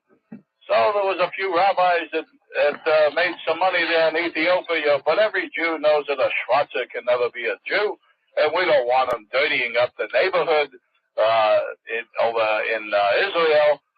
We give them neighborhoods here in America. We give them white women to mate with, to destroy both races, and what can I say? Well, that's, in other words, it's like Elizabeth Taylor now. She was a white woman, and yet she said she took on the ways of Jewry. How does this fit in? Well, she married a nice little Jewish boy named Eddie Fisher, and they had a daughter named Carrie Fisher, and so she donates a lot of money to the synagogue. She's a good goyim shiksa, and she thinks she's Jewish. She can think what she wants. Hopefully that she'll give a lot of money to our synagogue when she dies, which should be soon because she doesn't look like she's in too good a health. Rabbi Finkelstein, we're coming down on time here, but I wanted to get into this because, you know, you and I are at war. The war actually is between the white race, the children of Seth, against the children of Cain, of which you are. And we know that it's been written in the Aramaic and in all the ancient texts, you know this as well as I, that only one race is going to survive on the face of this earth, and you know it's the white race. Well, that's what your book says. Our book, the Talmud, says we're going to rule, and we're going to have a world of our own, and we're going to go out into space. This is amazing, right? Two white motherfuckers, man. This shit here, this shit. Two white people. One don't believe they white. One believes they're white. And it's saying that the white race is from Seth, and the goddamn devil race, which is the white race, is from Cain. This shit retarded than the motherfucker. Both white. Both of these bastards are Caucasian Asians. Don, what I can't fathom is, what does he think he is if he's not white? I don't fucking know. You remember the what first does he question? Think he is? One of the first questions he asked him, Rabbi Frankenstein, was, you know, what is Jew? Is Jew a race or is Jew a religion? And he says it's whatever the fuck you want it to be. Some say a religion. It's whatever you say it is. That was his answer. So, yeah, the Jews think they are a fucking race. That's what the Jews think. These motherfuckers think they are a race, and they're not part of the Caucasoid race. You know what I'm saying? Because you can tell how he's saying this shit. You know what I'm saying? Absolutely. You get me, Newbie? Yeah, because absolutely. These motherfuckers like, and we take white kids and we feed them to their fucking parents. We kidnap them. We bleed the drugs. You know, make them eat their fucking kids. They don't see themselves as Caucasian. They see themselves as apparently Jews. They don't. Well, he doesn't. Yeah, but they are. Of course they are. What else would they be? Straight up cracker. The fuck? That's why Whoopi got her ass suspended. Whoopi was like, wait a minute, the Holocaust, what the fuck are y'all talking about? They were both white, the Nazis and the goddamn Germans, the Jews. They're both Caucasian, had nothing to do with racism. Well, I guess that's where it gets lost in interpretation. That's why he's calling the white race his enemy. I guess because of the Holocaust? No, Newbie, the fact that they're both, listen, when we watch any movies dealing with the Nazis and the Jews, all the motherfuckers are Caucasian. Yes or no? Agreed. Okay, then. So, I'm talking about his translation, his interpretation. He believes that he is okay. This is some funny shit because that counts for us to fuck out. I just want to tell you. Exactly. We're not even in the running. I keep saying that. We're not in the running here. You don't get it. I know people think this is a reloaded show from yesterday. No, we just stuck in this day. We are stuck because we're going according to their interpretation, and it's some bullshit. Ooh. Both are dogs. One is a German Shepherd. One is a goddamn Cocker Spaniel. Like, but they both dogs. I don't understand this shit. Exactly. I don't get it. Both of them are dogs, right? And both of them think that they're right. Yep. And so one dog is speaking for the white race, and the other dog is speaking for another white race. Exactly. That doesn't think it's white. There you go. And the white interviewer say what? He say, and we're gonna be the last ones on earth. There you go. Because you know, niggas ain't even, as far as Negroes, anybody that has melanin enriched in them ain't thinking about surviving or being the only ones remaining. Nigga ain't thinking about that shit. It will never be a conversation with that. We all know why. Yeah, so these two white motherfuckers is having a conversation who's going to be the last man standing. Black man ain't nowhere in this conversation. It's better that we're not anyway. Black men don't even think about being the last man standing. Black woman don't either. Exactly. They fucking black. These motherfuckers, they ain't white folks serious about their lives. Goddamn, they serious about being here. Black people don't give a shit. That's cute, ain't it? To hear these two motherfuckers, two crackers saying, "Nah, nigga, we gonna be the last." No, the fuck you ain't. Let's wind it back just a tad bit. Where we at 50? I'm gonna take it back. When he wake up in Europe. And they started to leave the Catholic Church. It was a terrible time because we weren't making as many shekels as we used to. So we had to put a stop to it. So the kings that we had in our hip pocket, just like the politicians in Washington, D.C. today, we paid them off to get you declared heretics so that they would crucify you and kill you. But there was too many of you. And the West was opening up, where the Jews opened up New York and Rio, and everybody started going west to the Americas. And so we had to come up with a plan B. And plan B, we formed the Jesuits. It was a nice boy, Ignatius Loyola, that he started the Jesuits. And so they decided to infiltrate all the Protestant churches out there. And as always, us Jews work our way to the top. And then we take over the money line, the shekel line, the most important line, the lifeline, the gold. And so we took that over. And so slowly but surely we teach the teachings, change them a little bit to where it's all run by the Catholic Church again, the mother church. It's your mother, but the father church is the synagogues in Israel and in the synagogues in New York. You know, this is most interesting. There was a report just recently, a couple months ago here, Rabbi Finkelstein, of Ethiopic Jews in Israelite. These are black Jews. And the Jews in Israelite didn't want them there. And the Ethiopian, the black Jew, said, "Oh, no, we're Jews. We belong here, too." Oh, how does this all fit in? Well, how are these blacks Jews and the Jews over in Israelite didn't want them? Was they kind of like a disgrace or what? Well, who wants a bunch of Schwarzes in your land? You don't want the Schwarzes in there. There are some rabbis that went down to Ethiopia and they said, "Oh, we'd like to be Jews too." We laughed, but we said, "Okay, pay us a few dollars and we'll teach you how to be a Jew." So there was a few rabbis that made some money there in Ethiopia, but every Jew knows that a Schwarzer can never be a Jew, and we don't want them dirtying up the neighborhood over in Israel. We give them neighborhoods here in America. We give them white women to mate with, to destroy both races, and what can I say? Well, that's, in other words, it's like Elizabeth Taylor now. She was a white woman, and yet she said she took on the ways of Jewry. How does this fit in? Well, she married a nice little Jewish boy named Eddie Fisher, and they had a daughter named Carrie Fisher, and so she donates a lot of money to the synagogue.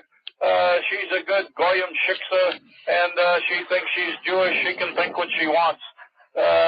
Hopefully that she'll give a lot of money to our synagogue when she dies, which should be soon because she doesn't look like she's in too good a health. Rabbi Finkelstein, we're coming down on time here, but I wanted to get into this because, you know, you and I are at war. The war actually is between the white race, the children of Seth, against the children of Cain, of which you are. And we know that it's been written in the Aramaic and in all the ancient texts, you know this as well as I, that only one race is going to survive on the face of this earth, and you know it's the white race. Well, that's what your book says. Our book, the Talmud, says we're going to rule, and we're going to have a world of our own, and we're going to go out into space, and we're going to have... Hold on. So this interview had to been conducted in either 2010 because Elizabeth Taylor, she died in 2011, newbie. So this had to been not too long ago, before 2011, this interview with Rabbi Finkelstein. I didn't even think it was that recent. Wow. 2010. Yeah, no, it's not that recent. So, because he said she about to die soon anyway. You know what I'm saying? And when she died, I hope she give all her money to the synagogue or whatever. Yeah, but she died in 2011. So, you know what I think I'm getting here? You're not a Jew unless you are told that you are a Jew. Because she thinks she's a Jew, but she's not a Jew. That's the same thing now I'm dealing with Whoopi, man. They telling that bitch she is not a fucking Jew. Boom. That's what they telling Whoopi. Boom. They telling her she needs to drop that goddamn name. Yeah. They pissed off at this bitch, even though she still got her little job, but she's suspended for 14 days. But yeah, they want to strip that hoe from that goddamn. Oh, they put her on suspension? Yeah.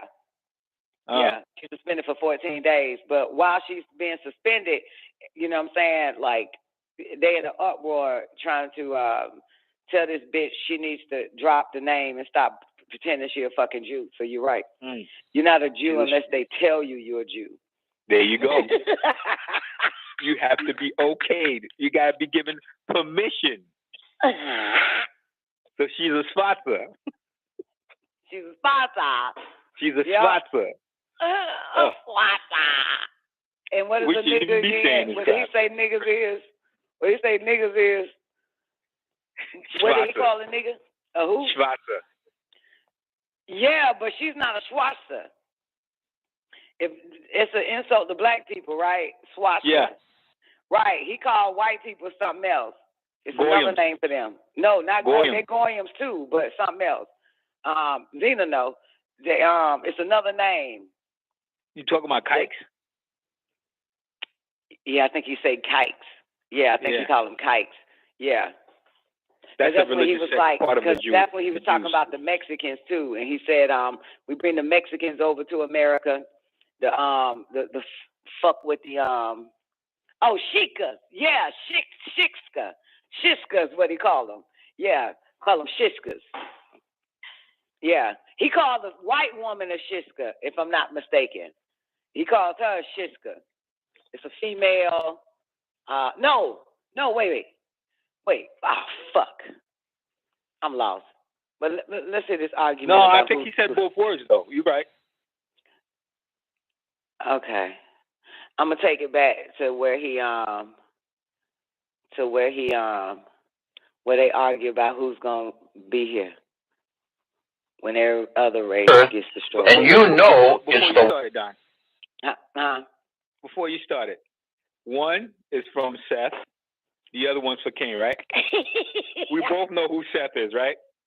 Yeah. He didn't have any Amorites in his lineage, right? So he has to be from Cain. Both of them have to be from Cain. It didn't say that Cain, fucked his bloodline up. It never said that. It never showed any descendants of Cain being mixed in with the dog race. Remember, Cain went to the land of Nod and knew his wife. So where did the albinism come from? From Noah. According to the Bible, Noah. Remember, cursed be Canaan. The Canaanites not here yet, so they're talking about since the beginning. They're talking about Adam and Eve. That both of them, the white. See, this nigga claims that he's the third son of fucking Adam. the interviewer, Seth, from Seth's seed. The seed but we know as far as the car, Zachary, he had the shaggies in him, right? Who? Adam. The Hindu. Yeah, the Hindu, the Kuthites. So it was there anyway. It started there. But no, they were black though. Don't forget, the Hindus were black with 6 ether hair, with straight hair. Okay. Hindus are your Hindus today. They the same motherfuckers. Yeah, they're degenerated.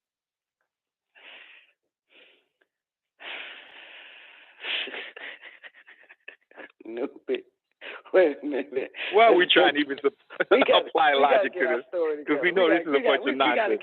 We got to get our shit together. Wait, together for real. Let's figure this shit. Listen. At the end of the goddamn day, these two goddamn neither one of them. Yeah, neither one of them died. Not regarding Cadman and the Caver. That's a no. Yeah, but I'm just trying to say they're trying to tie into the vine. They're claiming they're not even like a twig. Mormons. If you look at the Mormon story is similar to what they're saying anyway. We don't really exist. We're out. You know what I'm saying? No, where the fuck absolutely. did we come from? We're not in the running. No, we weren't even in the beginning. We ain't even in the beginning. The Mormon doctrine is we black by way of a curse. You know what I'm saying? We're the black devils. We're the devils by way of a curse. And then this white guy who's also a Hebrew, right? That's talking to Rabbi Finkelstein. He is of Seth's seed. So basically, they're brothers. They're brothers. But they're brothers, though.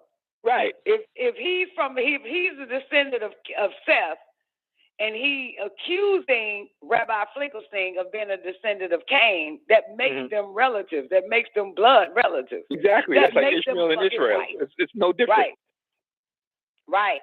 But the interesting thing about it now, if you got the Talmud, if you hear Rabbi Finkelstein say, well, in our Talmud, this is what it says in the Talmud. We got the Talmud, don't we? I believe we do. Yeah, we got I believe we do. I got the Talmud. We got to pull the Talmud out. We got to pull that joint out. We got to pull that joint out and smoke it. Yeah. I've never read the Talmud though, man. Don, me either. I think our guys got like dust on it. We got to get that shit. I know mine got dust on it. As soon as I fucking get it, nigga, my hand gonna get dirty. That shit just be sitting up in that bitch. Been sitting there for 25 years. I ain't never touched that shit. Me either. Damn. But that'll bring some clarity to this situation. For real. Okay, so moral of the story is we don't exist. We're out. Nope. Okay, we're out. Okay, we're done. We're out. We're not. As a matter of fact, we didn't even begin, so we're not done. We didn't begin. Huh? I said, we're not done. We didn't even begin, so we're not even done. We didn't even begin. Yeah, we don't even exist. There you go. Yeah. But here's the crazy shit about it, though, right? Because they think they're the pure race, God's chosen, both of them, right? They descendants of Adam and Eve in the navel of Africa. Put that on record. How does that make any sense? Who knows? In fucking Africa and shit. Two goddamn crackers came out of pussy in Africa. Fuck out of here. That makes what part no of sense. Africa? North Africa? Any part of Africa, it couldn't happen. It makes no goddamn sense. Could happen today, yes, but not goddamn 49,000 fucking years ago. Oh, hell no.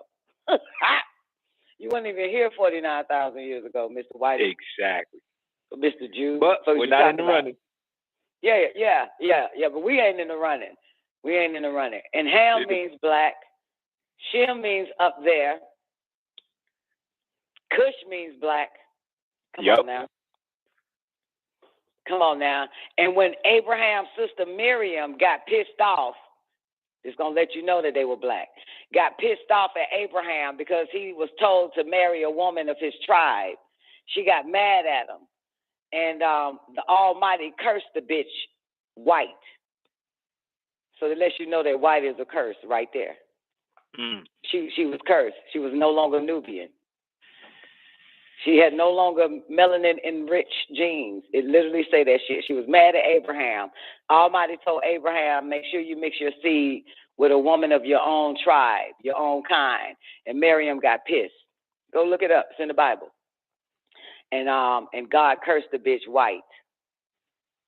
But meanwhile, I don't know what the fuck these crackers are reading. This is in your books. No, but you know what they're reading, Don? He even said it himself. He took it from the old language and put it in Latin, so people couldn't read it. He admitted it. He's telling you the whole story right in front of everybody. But it don't matter whether it's translated from Latin to Greek to English to the thou, thous, and thou arts and shit. It's still in there. It doesn't matter. Lost in it's translation. It's still in there that Abraham's sister was once a Nubian woman and was cursed by God, and the bitch ended up albino. It must have been lost in translation. And that is before, that came after Noah. That came after Noah, when Noah's grandson was cursed, albinoism. So we know that in the scriptures that the curse is leprosy, Caucasiancy, Caucus agency. We know that's the curse right there in the damn books and in Genesis. Right? That's all in Genesis. They must have another book. They ain't got no another book. They ain't got no other book. Yeah, they ain't got no other book. Still don't matter. All the books still go together. They still all connected. This is let you know that both of them are fucking liars. They are of their father, the devil. Both of them, the interviewer and Rabbi Finkelstein on this shit. Either that or whoever taught them lied to them. They're liars. They're fucking liars. They believe your story is theirs. They should know it. That shit makes no goddamn sense. And they're fighting each other over something that's not even theirs. They don't even got the birthright. And we're not even in the running. Yeah, we ain't got to be in the running. Shit, it's about us any goddamn way. There you go. They the ones that's in the running. There you go. Yeah. No, they're not in the running, period. Yeah, no, they in the running. They in the running thinking, goddamn, yeah. Listen, anybody, when you know some shit don't belong to your ass, you more focus on it. Just like how they took the land. They were more focused on it. We didn't even know we was on the land that was ours because it was ours. Just minding our fucking business. When it's yours, you're not conscious that it's yours because it's yours. You just doing your everyday thing, baby. You just living your life. The motherfuckers was focused. Same way they focus now. They still focus because they want something that's not theirs. Remember the dead white man that I keep mentioning that wanted to fuck with this tribe, this Nubian tribe? Nigga died like 3-4 years ago or last year or two. The tribe in its own indigenous land and shit. Oh, this Yeah, exactly. See, something that don't belong to them. They interested in it. But you know, that's the thing that kills me. You find these people and they're living peaceful, and you just have to find a way to put yourself in the... Yep. Devilishment. That's all I can say, yep. Man. That's the same way that white man did hip-hop in Brooklyn and Bronx. Niggas saw niggas minding their fucking business with goddamn turntables, dancing and shit in the park. White man shows up, boom. White man took it to the Jew man, boom. This is what we got today. Niggas just minding their business. And they were cutthroating their own people for that white man. Remember the story? I played it. Goddamn Roxanne, Shantae, all that shit. They wouldn't let that bitch, one of them hoes, win because the black guys, now the white man got in that bitch. He was like, no, we can't let you be the face. We can't let you win. This bitch dominated every fucking round. But white man is involved now. White man involved. So they cheated on the battle. That's what happened. That time I used to tell my children this shit. If you got to sneak out the house to be with some dick, that's the devil. That's what I would tell my children. You know that's the devil. If you got to do anything conniving, lying, cheating, sneaking, all of that shit, that's the devil that you're doing it for. That means the devil done showed up in your life. Okay, never mind. No, you're on it. Yeah. You're on it. Yeah, anytime the devil is there. Yeah, the devil is somewhere around. So when that white man showed up, it was okay doing hip-hop where women, females would get on that bitch, battle, do their thing, win or not, who gives a fuck. But as soon as that white man, niggas was minding their business in Bronx, white man shows up, now it's time to rig the election. Time to cheat. Time to cheat. That's just how it is. Great day, Zena. All right, so what we going to do about these two confused-ass dog motherfuckers, man? Let's put our heads together and figure this shit. We have to figure it out, Don, for real. We have to figure this out. This is some bullshit. This shit worse than transgender, ain't it? It's crazy. You don't know what you're dealing with. This shit worse than a transgender motherfucking black nasty fat man consider himself a woman. This shit here wild. Got two goddamn dog ass motherfuckers. Leviticus talks about them. Numbers talks about them. Jesus called them a fucking dog. Like, come on now, man. Like, how much proof can you get that they do not like you in the Bible? And he just admitted our father Lucifer. And he's going to be the last one standing. He's going to be the last one here, right? And they're going to go out into outer space. This religious man saying this. The Jew. You are of your father, the devil. And he admits it purely, no problem. And technically, Lucifer is a nigga too, by the way. Absolutely. Absolutely. They done took that from us. Everything stripped. Don't you understand what strip means? Strip. They left nothing. They took nothing. the bones, everything. Everything. You want that too?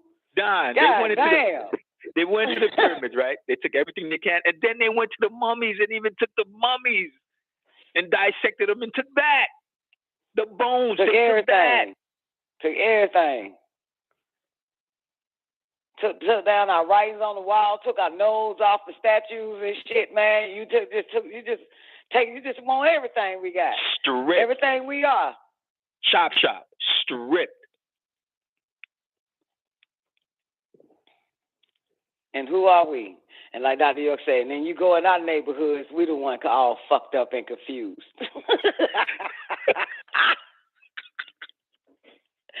And they done took every goddamn thing. They took our story, man. That shit wild.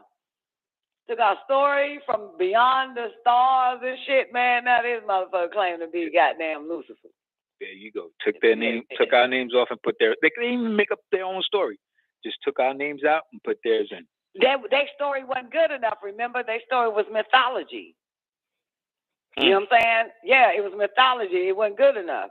They had to come over here on this side. They took our indigenous culture. The Irish motherfuckers showed up parading around in Indians and feathers and shit, and now them bastards got land and casinos. Fucking Irish. Took every nigga shit. Every fucking well took it. Crazy. Straight. Everything. Crazy. Claim it as theirs. Crazy. And that's some shit. And all we got is we the slaves, and slaves is a Slavic word from the Slavic. Of course it is. None of us are Slavic. Anybody here from Russia? Ain't none of us from Slavic. Ain't none of us no fucking slaves. Gave us they shit. Gave us everything that they is, and they took everything that we are. There you are. And that's some shit. There you are. Y'all can have our story. We'll take yours. Yep. And they left the Moors out in Black history since he controls the schools, the education system, the Jew. And that's something? Absolutely. Yeah. The Black history you're getting is not your history. It's theirs.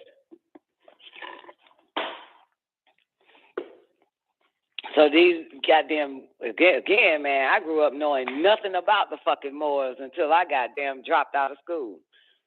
Dropped out of his edict dictation. Yep. It certainly wasn't in schools when we were in school. Hell no. And Or should I say show? And then they never even said that Benjamin Banneker was a Moor. Nope. You know what I'm saying? They ain't say none of that shit. They ain't tell us about the Moors 1711. Tell us how the Moors lit up fucking Europe because them nasty bastards was shitting in the dog. Ain't tell us nothing. Just gave us, hey, our story start on the ship. And it wasn't a spaceship. And where did you come from? You had to come from somewhere to get put on a ship to be brought here, right? But still, we don't know where that is either. Yeah. They say Africa, we say where. And we say where. Where Africa? Where at? Where you get us from? Where? Just Africa. Well, come on, man. Just pick a goddamn pick a goddamn country in that bitch. Motherfucker, right? Because they damn sure don't want to say that you are the indigenous motherfuckers. The Irish took that from you. Irish took your Yamasee and Moor bloodline and took your Sumerian bloodline. Ain't that some shit? Stripped you from Sumeria, from the land of Itla, Turtle Island. Took all that shit. Took that shit, Irish. But come to find out, in that last chapter we read, he mentioned how the Irish, when the Moors had Ireland first, and they left the records because the Moors are descendants of the Sumerians. You know what I'm saying? They left the records of the Anunnakis, Enki, and all the rest of them. By this time, the Caucasian race pops up over in goddamn Ireland, and they take the story and calls it they're the children of the Anunnakis. Because the Moors taught the Irish. Irish. That's why they all ishes. Kind of, sort of, but not really. Not really. Right. Yeah. And Scottish. And Moors was in Scotland. And then taught the Caucasians. The Moors taught the Caucasians everything. No matter what part of the goddamn regions that the Caucasians was at, the Moors came and educated them motherfuckers as well as civilized them. This is how they knew our story. This is how they knew where we come from, who we fucked with, all that type of shit. Eventually, the goddamn Caucasians in Ireland, the Caucasians in Scotland, the Caucasians in Europe, the Caucasians in Russia, the Caucasians in Czechoslovakia, and all the rest of them goddamn spots started taking our story, claiming it as their heritage, our birthright, matter of fact. Then bring their ass over here. And they all, see, this is a diabolical piece of shit that every last one of them know. Even your government knows the Columbus read Columbus logs and his journey to the new land. And the description that he saw when he got here. And Peter the Nigger was there, and he recorded it. And Peter the Nigger had to be the one to talk to the people because this bastard don't speak their language. And Peter the Nigger was a nigger. So you mean to tell me when Peter the Nigger and Christopher Colombo landed in America, sailed in America, it was people there, but only Peter the Nigger could have a conversation with them, which means what? He was of their kind. Absolutely. He spoke their language. Yep. He spoke their language. And then he said they were big lip, big nose, woolly fucking hair, and flat foot. That's what Christopher Columbus wrote in his logs. Dark skin, Nubian, when they got here. And see, they still hide this shit. They hide this shit. Cafaroons, concealers, they won't tell a nigga nothing. You know what I'm saying? This ain't your black history. Well, no, you got to remember. Black history start with descendants of slaves. Everybody in them damn books is a descendant of a fucking slave. Yep. Harriet Tubman, another black bitch, another nigga, George Washington Carver, descendant of a slave owner. All this fucking shit. Father was a slave. All this yet fucking there were Nubians shit. here all along. Yeah, absolutely. Absolutely. Took it all from us. Took our birthrights everywhere. all over this bitch. Now they took our blood. You know what I'm saying? Took our identities, took every goddamn thing. It's our fault, Don, because they couldn't do it on their own anyway. Yeah, all they need is a few good niggas, male niggas, especially. Well, that's where it started. That big head scientist, right? Nah. I'm talking about goddamn after Yakub and all the rest of them motherfuckers. I'm talking about them. I'm talking about the niggas that decided to get mind fucked by them and be taught by them and then tell us what the fuck we are. Oh, the fix was already in. The fix was in.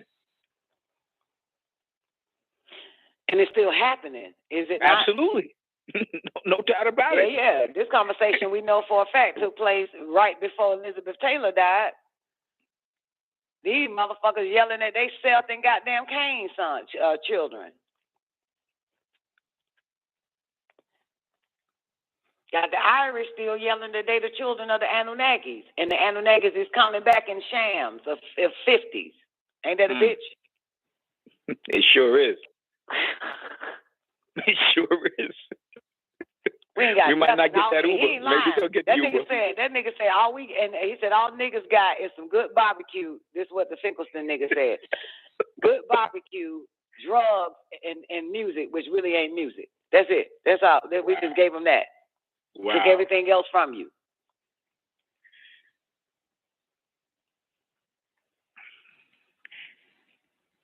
Yeah.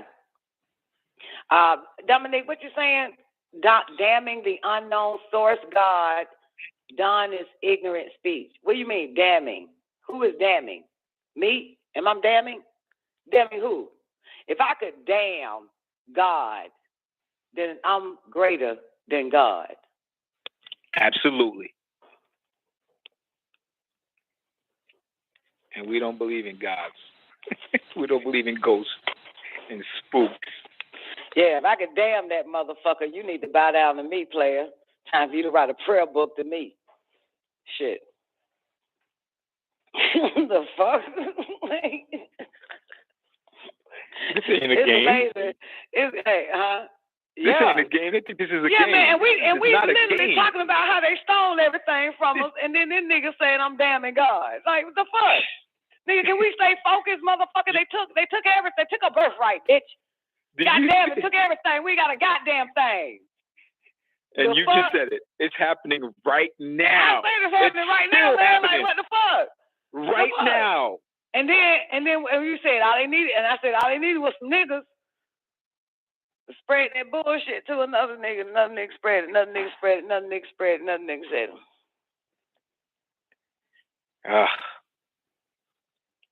I don't get what you're saying, Dominique. I don't get it. He said you just hearing your words, whether you mean it or not. Hearing what words? Look, man. First of all, as a 12-year-old, all the way to a 45-year-old, okay, I never believed in the bullshit y'all believed in. Period. Okay? I never believed that shit. But I can have a conversation depending on who's running the conversation.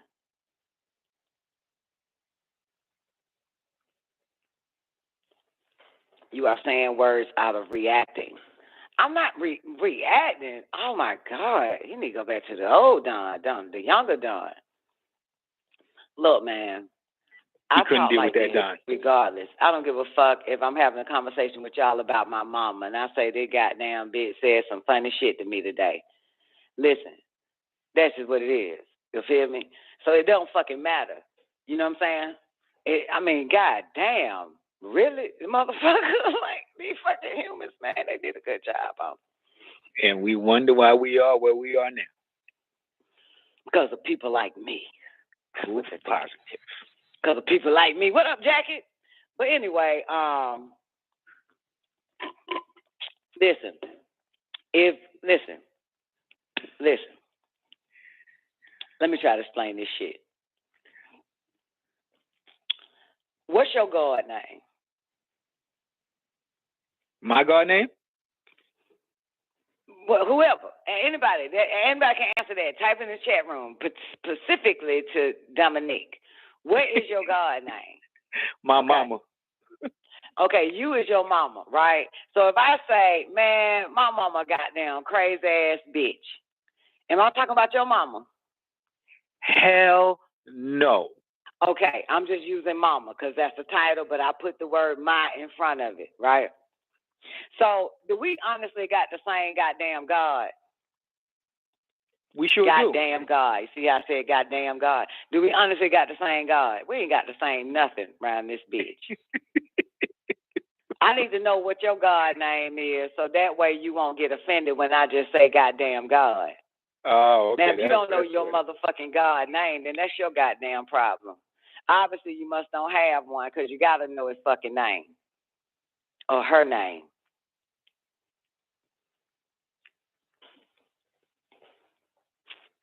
You know what I'm saying? This is an adult show. I have it set up on YouTube that is not for children. An adult means defiled, fucked up. So this is an adult defiled show that's fucked up. Anybody that's an adult, you know you fucked up. You can understand this shit. But I can understand because a child don't need to be listening to what adults, defiled motherfuckers got to say because it hurt their feelings. Don't bring no feelings in here. Yeah. You know what I'm saying? Because they mom and daddy, they ain't learned enough of the world. They wasn't educated enough about adults and how fucked up they are and how they give no fucks about none of that bullshit that they believe as a child. They grow out of that bullshit. You know what I'm saying? This ain't a religious show either. You know what I'm saying? Even if it was a religious show, I wouldn't change not one goddamn dot nor tittle to come out my motherfucking mouth. Wouldn't give a shit. And another thing, I think I'm going to name the show, If I Could Damn God, You Need to Bow Down and Fucking Goddamn Kiss the Ring. But if only they fucking knew how God became God. How mortal man or mortal woman became God. They wouldn't believe it, Don. They wouldn't believe it. They would not. They wouldn't believe it, would they? Because it is one of the hardest things to become. To raise up from a gender on into a goddamn God, that's the hardest shit to become. You got to give up a lot of that human shit. You have to lose all terror of deity and mortal for it. You know what I'm saying? You're not talking about any dogma? Okay. All right. Then I'll leave it. I'll let it go then. Sorry, Dominic. Sorry, boo.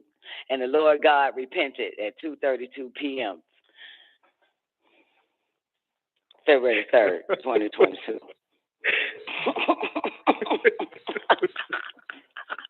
Lord God repented right there. The fuck? Is it not written in your law? I said ye are gods around this bitch. Certainly did.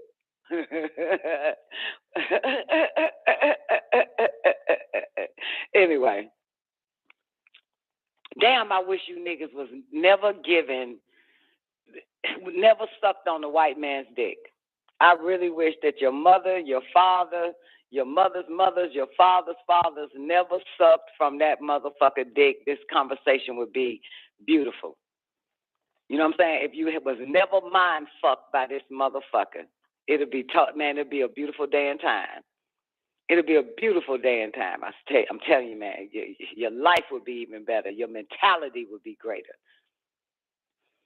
Your super conscious would be activated if this son of a bitch, this son of a dog bitch, didn't educate the Negroes that came before you.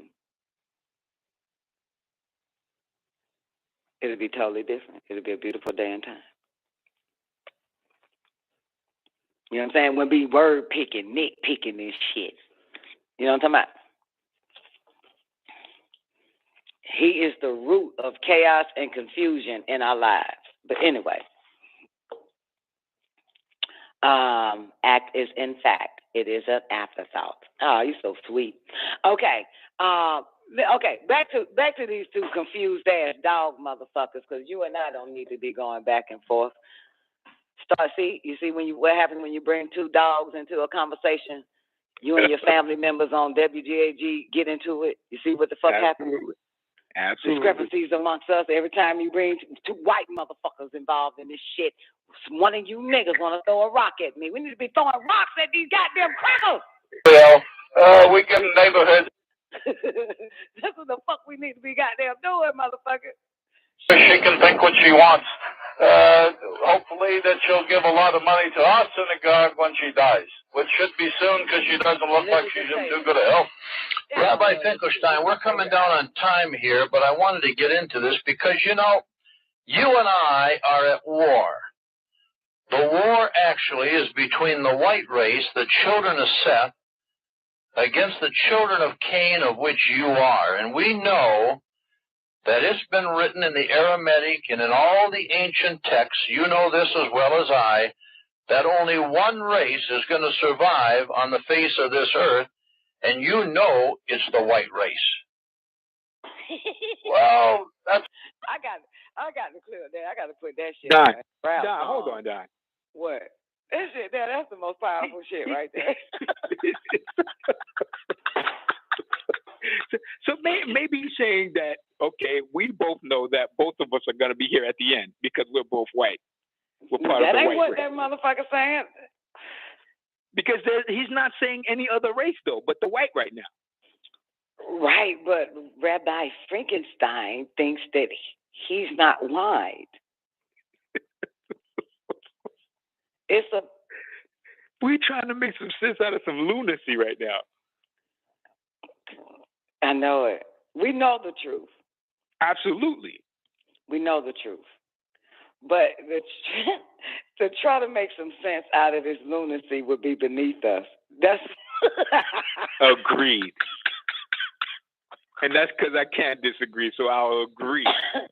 Yeah, it's beneath us, man. But this shit is so fucking funny, though. Like, it's like, goddamn. Man, I understand if it was based on gender. Like, you know, like if that was a black man talking to Rabbi, you know what I'm saying? And then I could get it. But ain't no black man finna say no shit like that to no goddamn white man. You know what I'm saying? That they are self-seed. Right. And you are Cain's. You know what I'm saying? So, but this shit funny. Two dogs arguing about which one gonna goddamn be here. And they both Caucasians. They both Caucasians. That shit there is amazing, man. Hilarious. God damn. And they both identify themselves as the chosen one. Yep. The seed of God.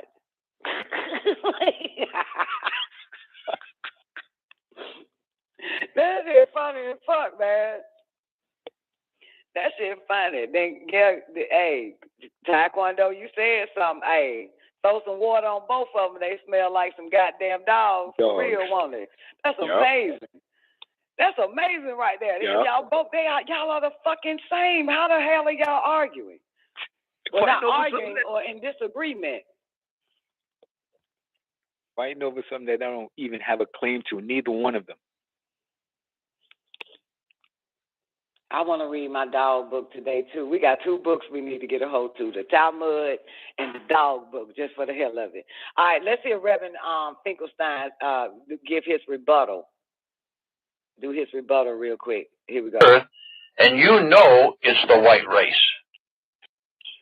Well, that's what your book says. Our book, the Talmud, says we're going to rule and we're going to have a world of our own and we're going to go out into space and we're going to have a war with your father and we're going to win this time. Well, that's going to be most interesting, but until then, the masses continue to awaken in many aspects in this country and in white Europe. You know. You see that? That nigga said in white Europe. See, you're not even the masses that will continue to awaken. He's talking about all white people all around the world will awaken. White Europe is woke now. God damn it. White Europe is waking the fuck up. Like, you ain't even part of the awakening, Negro. You on the white Europe motherfuckers, man. What you talking about? Hold on, Did take you it hear back. what Rabbi Finkelstein said? He said, "This time we're gonna win." I believe it. I believe it. I'm gonna tell you why. Right? I'm gonna tell you why. All right. Okay. You got this one nigga that comes from the planet Risk that says we won before, we won many a times, and we'll win again. You got it? You understand? Gotcha. And that is to defeat Lucifer and his kids and his thing, right? So, but this is a different war. This is, you know what I'm saying? This is a different war. But in the book of Revelation, what everybody missing is that heaven and earth will be wiped away. Yep, there will be a new one. Right. That heaven and earth, because they both got evil in it, right? You got me? So if his God, Lucifer, is in heaven, or, you know what I'm saying, and Mr. Whitey's God is in heaven, they both got to be wiped away. It doesn't matter who God in that bitch. Correct. They both got to be wiped away, or who's God on earth. Both of them, all their ass got to go. Now that's according to the apocalypse, the Injil. You know what I'm saying? So it don't matter. They both got evil in it, so it's gonna be destroyed. But why I say he might be right, now this is another part though, that, you know what I'm saying, because we don't really even know the truth behind this shit, to be honest with you. Did Lucifer really won, and the other motherfuckers just wrote the story that Lucifer and his crew lost? Could that be? Because we don't know. You know what I'm saying? About the war that took place.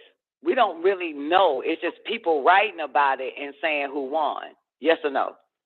Yes. Okay, so let's assume that we don't know who won. Got it?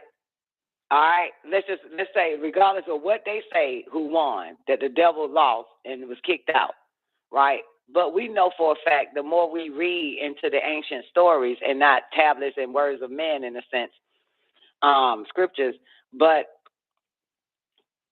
we know that it was an agreement.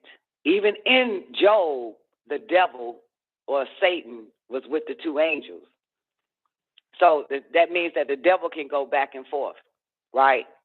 Absolutely. Got me? And have a conversation with your God. Yep. About a particular being on planet Earth. Yes or no? Literally business conversation, like a regular conversation. Like, yo, man, you tried goddamn Popeye's chicken when you were down there? Nah, I ain't trying no goddamn Popeye's chicken, man. You try that shit, man. Nah, man, you know, but they add the goddamn Cajun They add that goddamn Cajun taste to it, man, I might try it. You might want to add the Cajun to it and I go fuck with it, then run it. Same type of conversation. You know what I'm saying? Boom.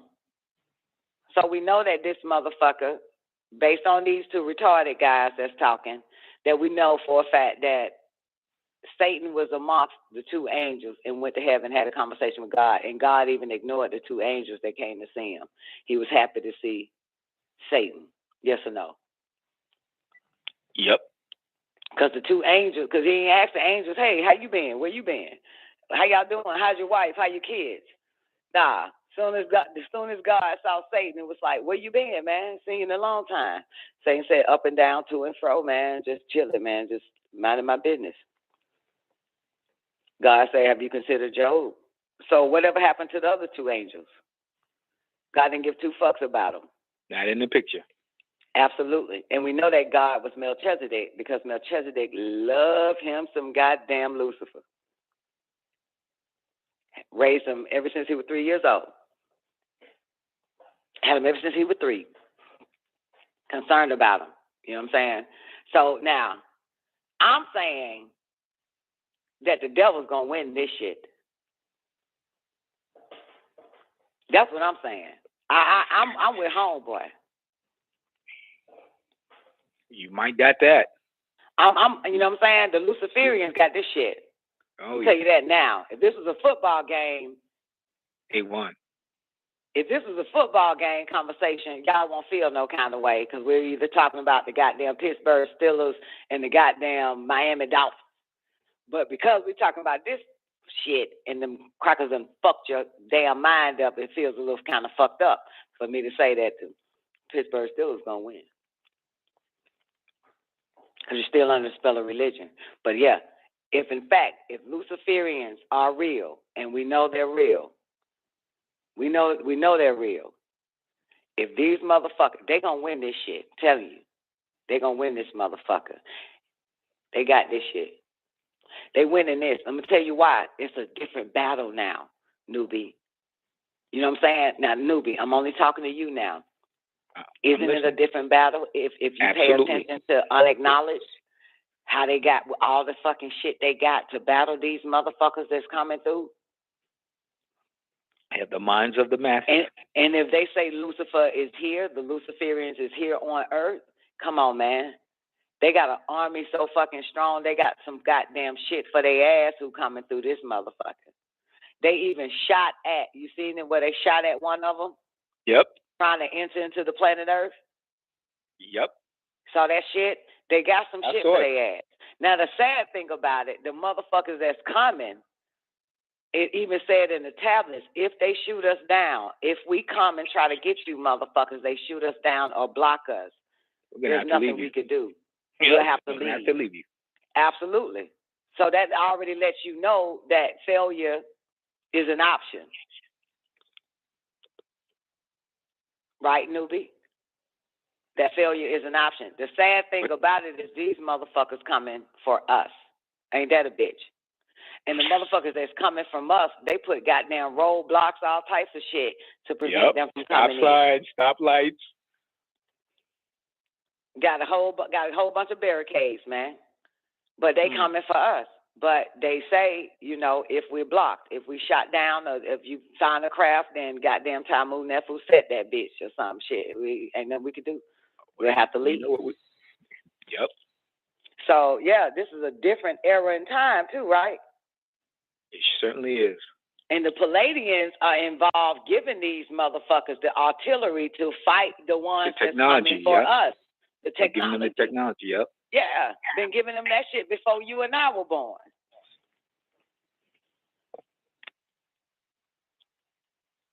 So it's a possibility they may win. Strong possibility. Maybe, maybe not. But as Don always said, it's a family affair. Whoever wins, I'm kin. Yep. I'm kin. Still family. So I'm family. So it doesn't matter. It's like watching my two brothers fight. Doesn't matter. I still win. I'm in. Boom. You said it. Yeah. The only difference with the religious-minded motherfuckers is that you don't even know if they're your kin or not. If you are They're really picking related sides and they don't to know. these motherfuckers. Yeah, you don't even know. But they all related. They're all related. Just like we watching these two crackers argue, but they're related. Absolutely. They're all related. And that's all. Sure is. They're all related. But according to them, they got the same mother and father, Adam and Eve. They do. They're Adam and they're Eve. Absolutely. Yeah, they got the same parents and shit. And that's all. It sure is. Yeah. He said, we're going to go up there and kick their ass. That's what he said. Our stories say we win. Their stories say they win. And this is the truth. Don't it look like they're winning? It certainly does. Whether it's the Caucasian that belongs to self-seed or the goddamn Jew that belongs to Cain seed. But don't it look like they both winning? What the fuck are we winning in? What the fuck are we winning? And we're not even in the running. We ain't even in the running. So how we gonna win? We can't even get to the Olympics lifting. We don't exist. We don't even qualify. We're not on the table. God damn it. You we keep don't forgetting. qualify. Goddamn. And you know who I got to blame for this shit? The black man. Gotta blame you niggas. Yummy. I do. I'm not black, so I'm good. Nigga, yes, the fuck you is. Saying that we ain't in the running, motherfucker. That we. Shit. I blame the black man for this shit. I blame the black man. It was about the black man from Jump. I blame the educated black man, the uneducated black man, the rich black man, the poor black man, the fat black man, the skinny black man, the healthy black man, the unhealthy black man. I blame the black man for all this shit because we ain't even in the running. Not even. Your goddamn ass. Not even. We ain't not even. Not even. Yeah, not even. We ain't nowhere, goddamn. Ain't this a bitch? Then the goddamn traps. You hear that Jew ass nigga say, man, we send them goddamn white bitches over there to the black man to goddamn fuck both they race up. To destroy both races. To destroy both races. Give you drugs. The only thing you good is making dancing and fucking barbecue. This is a bitch. This is a motherfucker. Blame your ass for this shit. And you notice that in the conversation, all he's talking about is the white man, the white woman, and the black man. That's all he's talking about. Nigga ain't mentioned us nowhere in that motherfucker. Ain't mentioned nan black bitch. Not on the table, Doc. You're not even in the conversation. Hell nah, but the black man is. He mentioned it a few times in the conversation. I guess because he was in the pact. The black man is the one that took the drugs. The black man is the one that signed the music deals. There you go. He's in the pact. Yeah, he's in the pact. Yeah. The black man is the one that wanted to be the educator in the white man system. And I don't know where he say this shit at. He said, we put y'all in public schools, change the whole goddamn shit, dumb you down in the public schools, and where are our children? Our children is in the synagogue, is in the temple, getting the truth. What the fucking nigga say?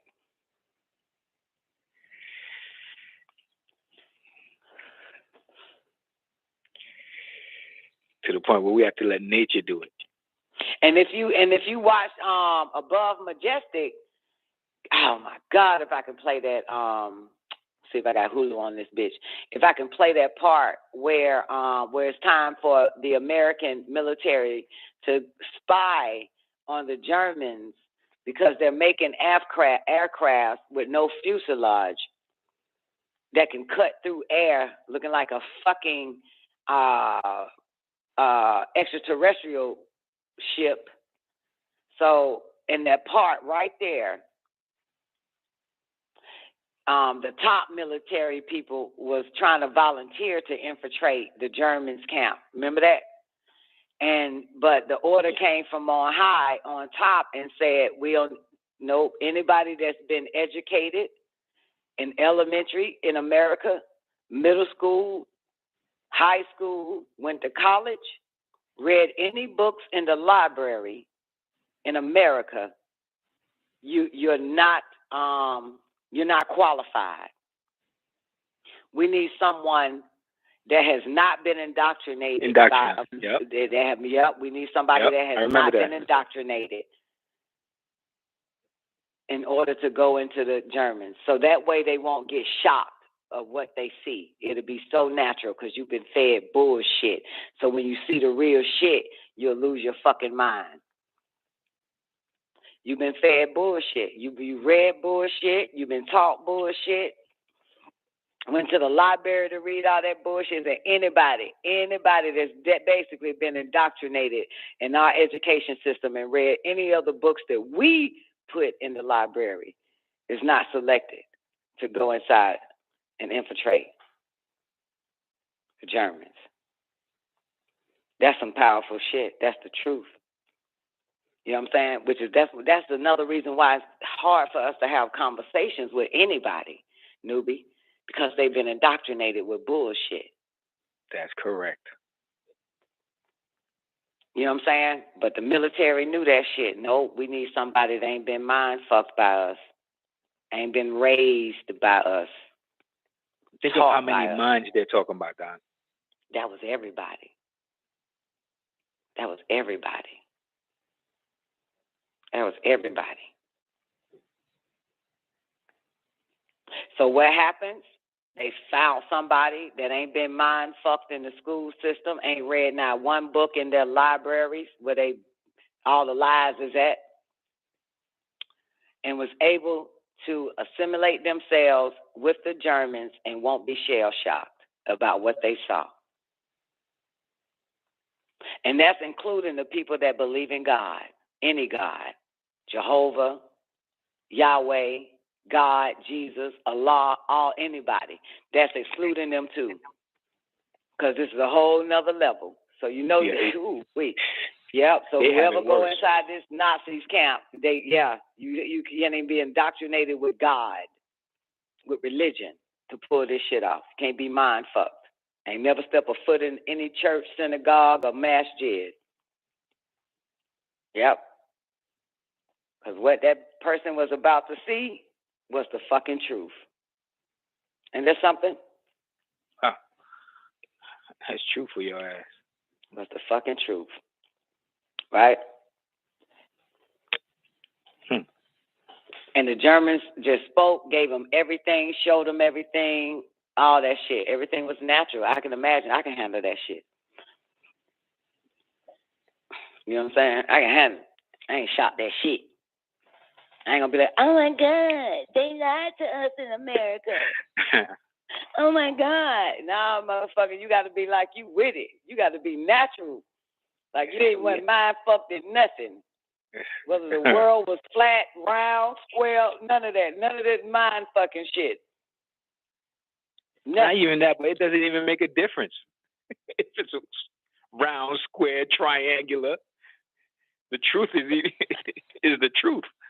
Yeah, but if the Germans had it, because the Germans, and they said this, remember the military said this shit, that the Germans was in contact with the Palladians, the Pleiades, the beings from Pallades.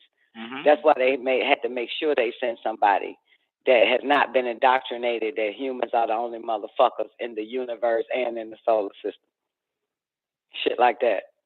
And God ain't some motherfucker goddamn floating on a cloud sitting on some throne.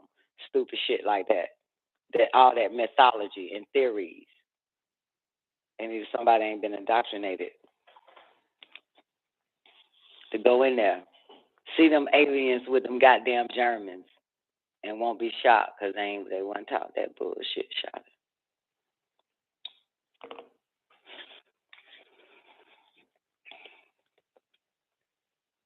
That's some powerful shit, ain't it? That's the baddest part of Above Majestic. That's one of the baddest parts right there. But meanwhile, everybody who have watched, what's that shit called? Above Majestic, you still want your children to go to college. Still want your children to graduate with that shit.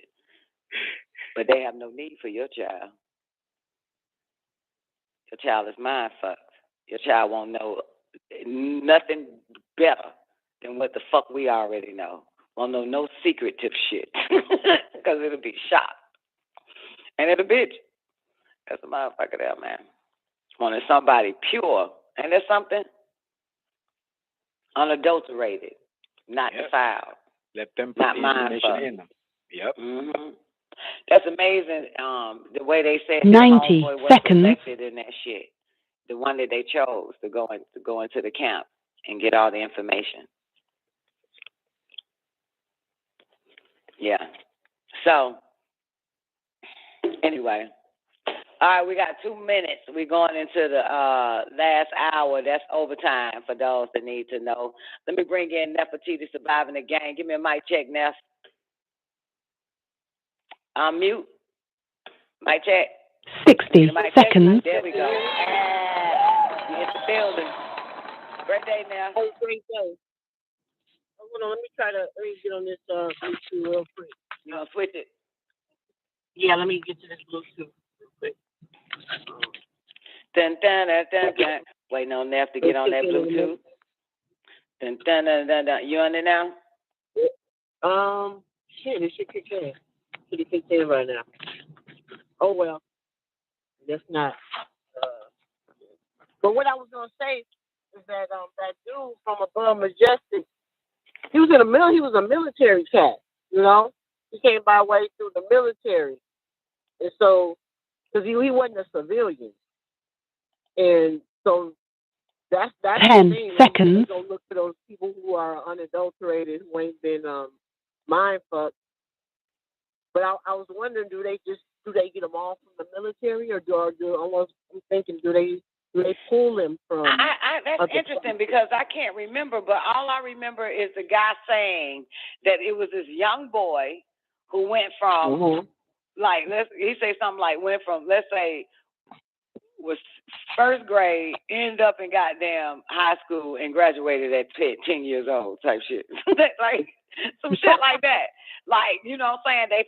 They were studying some of them motherfuckers. You know what I'm saying? But the guy was saying that the one that they chose, man, like this motherfucker was like 6 years old in the 8th grade, 12 years old in the 12th, and then goddamn end up sitting next to their ass. Some shit like that. End up sitting next to them with the higher ranking officials. Yeah, he was I forget what branch. Yeah, like they rushed him. You know how sports be rushing these niggas now from middle school and already playing pro? Yeah, so they studied him and got him straight into the military, to the up. Like from there, this nigga is sitting with the head military as a young boy. Right. Yeah, because he was young. He was like 18, 19 years old. I remember that. So they got him. Yeah, rushed him up there, right to the top, real quick, and have him, and then brief that motherfucker and sent them in the camp. Yeah. No, I wanted to add that. I was just thinking. I was like, do they bring them through the military ranks? I mean, I suppose so. Nah, he didn't get brought up in the ranks. He went from goddamn high school straight to sitting with the goddamn top military motherfuckers. Yeah, he didn't go through the ranks. And that was the one thing, I kept rewinding that part because the guy said, next thing we know, this motherfucker sitting right next to us. He went from, he said that nigga went from, you know, like he gave the grade school, how he jumped from like first grade to 8th grade, to 12th grade, and ended up right there with him. Right after word came down, we can't get no fucking body that's been mind fucked in school and books and shit in libraries. Right. So this young nigga is sitting amongst all of us old ass niggas. And he was chosen to go into the goddamn camps. Right. Study their ass. Know everything, learn everything from them. That's what his point. That's what they needed him to be taught by them, to learn everything from them. Absolutely. Total grooming. Yeah. So he can go into the Nazi circle. Be groomed by them instead of by instead of by them motherfuckers who grooming our children, which is why we got problems with their dumb asses now. This a bitch. The fuck. God damn. Bitch. Yep. But I don't know how we end up getting on that shit, but I'm listening in. I know how we end up getting on this shit. We'll talk about the battle, Don. Because motherfuckers is goddamn mind fucked by that cracker. That what made me bring in why the military said we don't want nobody that's been educated by us. We don't want nobody to be educated by us.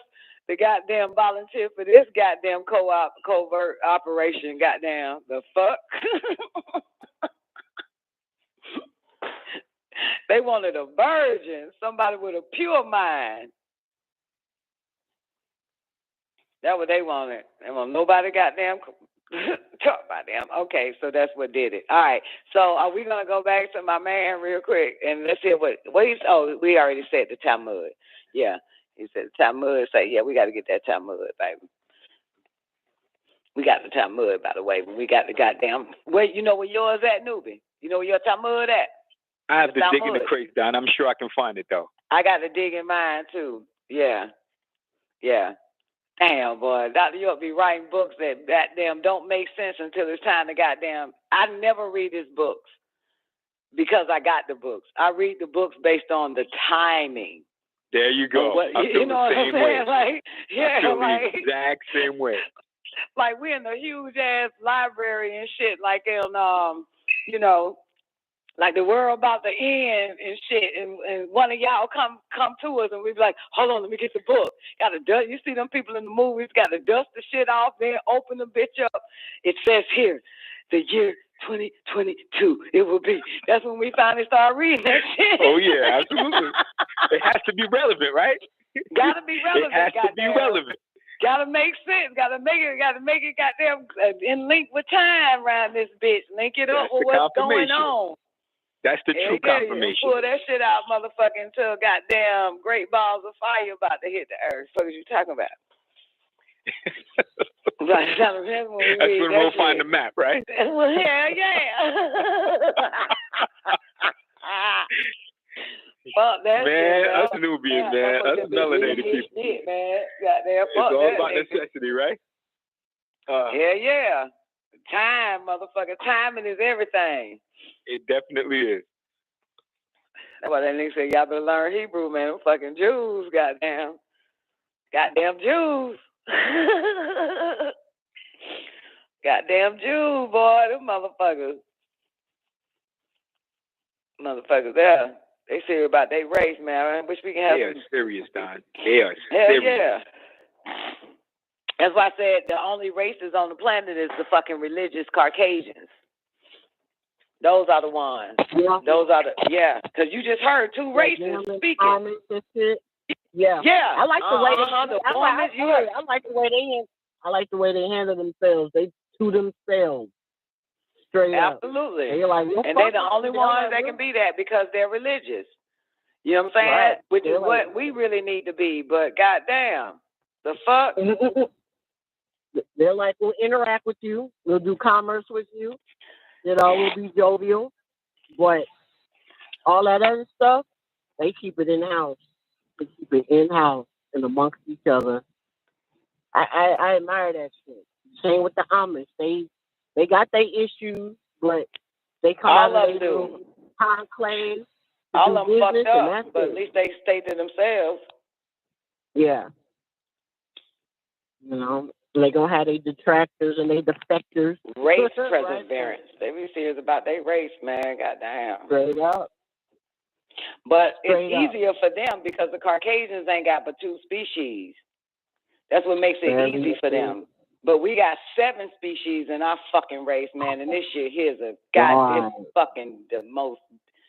Man, there's no way we can come together with these motherfuckers, man. There's no way. And you can see it. And you can see the 7 levels amongst niggas. You really can see it. Yeah. You can see it, man. You can see the mentality. It's so evident. Yeah. Yep. That's what makes it difficult, right?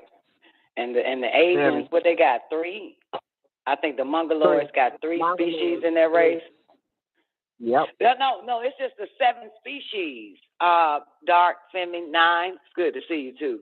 It's just the 7 species. We got 7 species in the Negroid race. The Caucasoid got 2. You know, there's no name for them. It's what do you call it? Like it's not like animals, how we can call it feline and then say those are panthers, those are jaguars, those are leopard. What you call them? Leopards or jeopards? They fucking call the ones leopard, right? Yeah, leopard. They call leopards, right? Leopards, yeah, leopards. Yeah, and lions and tigers and all that. So it's that. It's just 7 species of the Negroid. So that's why it's hard to find who is really of our kind, like-minded. You know what I'm saying? They're all that's why one nigga will walk up to you and swear you of his kind, and totally. You gotta let them up, nigga. Ain't no way in hell, bruh. Like, you are not my kind. Yeah. So that's and a female, like, well, when I was, around a lot of black women, like let's say if I met one at a grocery store, I'd be like, hell no, bitch, I'm not taking your ass home to mama. Bitch, no, you are not my kind. Yeah, so even with Yahshua, he was steady looking for his kind. Of all them niggas, he was looking for his kind. All niggas ain't the lost sheep of the house of Israel. All niggas ain't from the tribe of Judah. And he knew that he was only looking for his kind. Yeah, so it's 7 species. That's why the majority of niggas that make the news is the lowest of the seven species that make the bad news. You know what I'm saying? It's a mentality. Remember, I'm looking for like-minded people that believe as I believe. You know what I'm saying? So we have to go to the mental. We can't look at the color of a Nubian person and say that we're family. We're kin. We can't do that shit. We have to look in the mind of these motherfuckers. We have to see their character and not the color of their skin to know, you know what I'm saying, if you my kind. Ain't that a bitch? We got to qualify them, absolutely. Yeah. They got to be tested and tried and proven worthy. Goddamn. That's why we don't take every nigga home. Like, the fuck? Because we look at it, you got to be like-minded. Yeah, the Talmud scroll. Yes, Zena, yes. Dr. York knew. He said it'll come later. Write this shit 30 years ago, and it's going to be worth reading 30 years later. God damn it. The Talmud, baby. Yeah, Zena got it. I know she got that shit. Zena already got that shit. Yeah. Yeah, but we still need to find the book, though, just in case. We need to put it on the goddamn table this time. Shit. Once you dig in them crates and I dig in mine, we need to put it somewhere where our keys and shit at. Where we keep our wallet and shit. Where we keep put that motherfucker straight in the safe. It goes in the safe. Gotta go somewhere visible, shit. Gotta keep that shit handy around this motherfucker. Yeah, the Talmud. I'm pretty sure it's on one of them sites you be getting them books from. Unless every nigga done overlooked the Talmud and be like, I ain't supposed to be putting that up. But we got it. The Talmud. Yeah. So, but that's what that is, Femi. Yeah, it's the mentality. You know what I'm saying? And this is another reason why, even if we do a talk show, make the topic a question, and we all start arguing, it's the mentality. You know what I'm saying? Some will agree with one person, and some will agree with the other because it's based on the mentality. You know what I'm saying? And the quality, all that shit, man. It's for real, man. And then outside of our Negroid race, inside the race, there's only a few that are striving for perfection. You know what I'm saying? So a lot of this shit, they cut off. They did extreme breaking off. So it's so many. It's just shit. And let's say out of 7 species of the Negroid race, 6 of them is just too physical. They just too physical. Ain't nothing you can do. You know what I'm saying? They too physical. So I don't like them physical beings. I can't stand a physical nigga. I cannot stand that shit. That shit there. And you know what I'm saying? And the worst physical Negro in my book is the black woman. You know what I'm saying? That ain't, you know what I'm saying? Because she got the babies too, man. Like, man, she needs to really spiritual up quick. That's all. That's my take on it. She need to be extra goddamn spiritual. That bitch need to go hard on opening up her first eye and all that fucking shit, man. Getting a diet together, fight to eat, do the right goddamn thing, all that type of shit, man. That black bitch is gone. You hear me? That black bitch gone. That bitch been gone.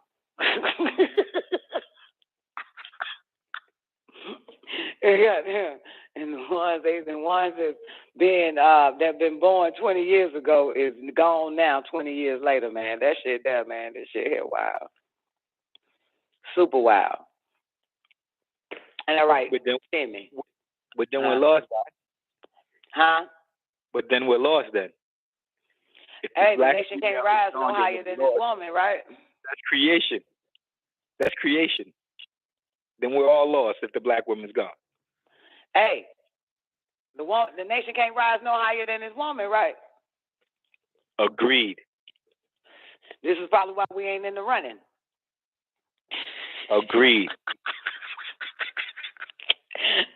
Therefore, I blame the black man. Agreed. Yeah, because his job is to keep that bitch lobotomized.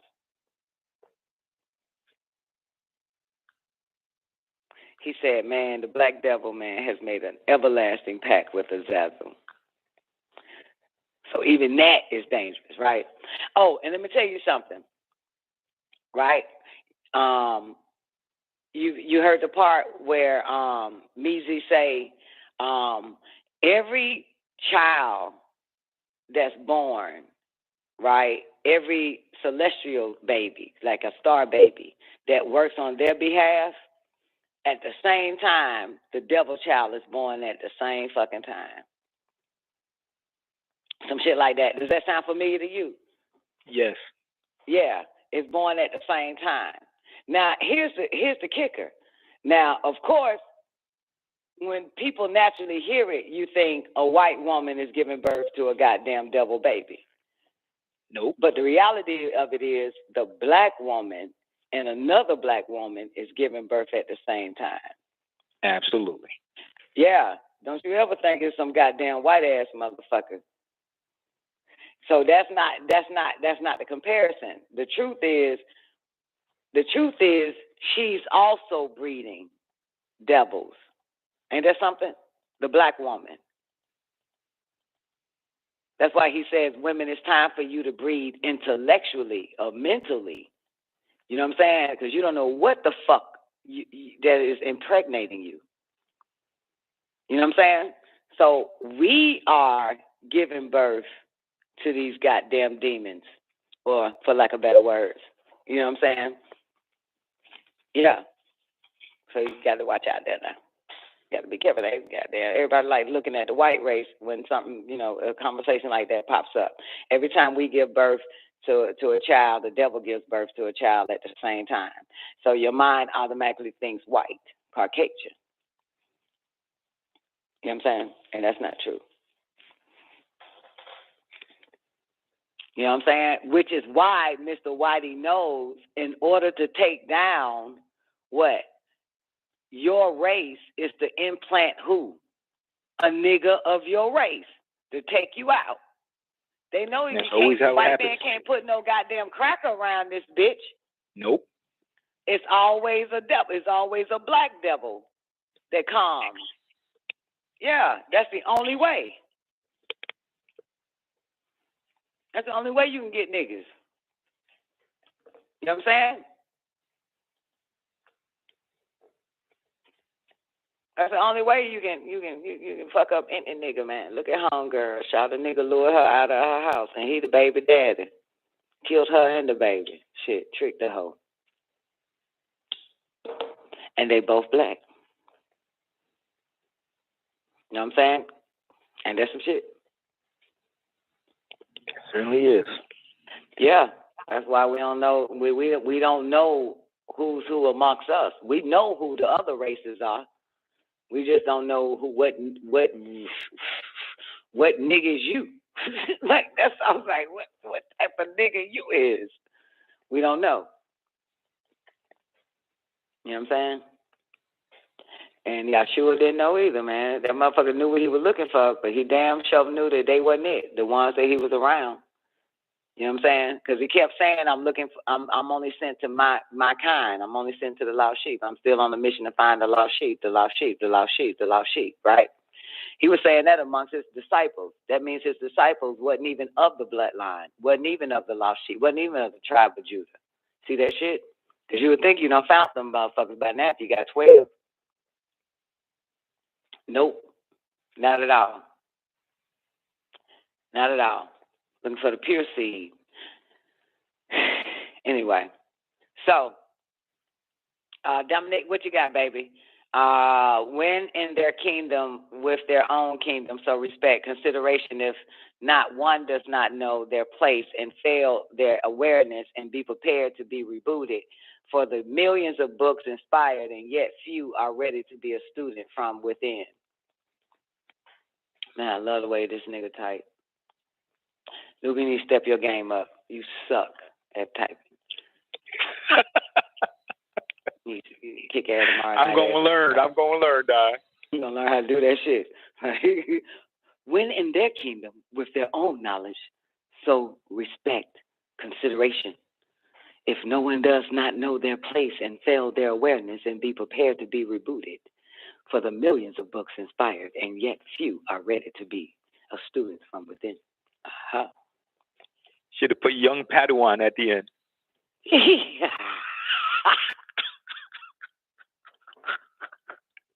God damn, what? Oh, shit. Put young Padawan. Young Padawan? Or young grasshopper. Young grasshopper. Well, look here. At the end of the fucking day, man, what the Rabbi Finkelstein said, we put it in your faces every fucking where, but you don't fucking want to hear it. You ignore it. You ignore it. In the books, you don't read it. Everything. It's in the books. You don't read it. We've been doing this for thousands of years since Adam. The fuck? What else needs to be said? That's amazing because, you know, y'all know white people like McDonald's as much as niggas do, right?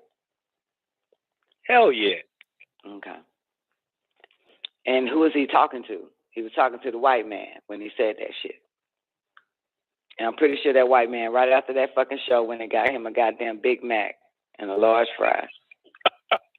Shit be like, you know what I'm saying? Like, the fuck? Like, I guarantee you he did. Because he went over it. When Rabbi Finkelstein explained it all to him, this motherfucker went into the goddamn Federal Reserve. His next question was about the Federal Reserve after that. He took it in. He just didn't have anything to say at the time. He took it in. Believe me, he took it in. No, he didn't. No, the fuck he didn't. No, he you didn't. don't think so? Hell nah, because the nigga next week, my shit would have been like, what? Say what? You What took you offense do? to it, right? What you done? Take him where? What'd you just say? Yeah, this motherfucker was on to the next question. He was like, man, tell me how y'all took the money from the Federal Reserve. Like, what? Fuck the goddamn money, man. This nigga said y'all eating your fucking kids, bruh. Don, basically, he just said what was important to him.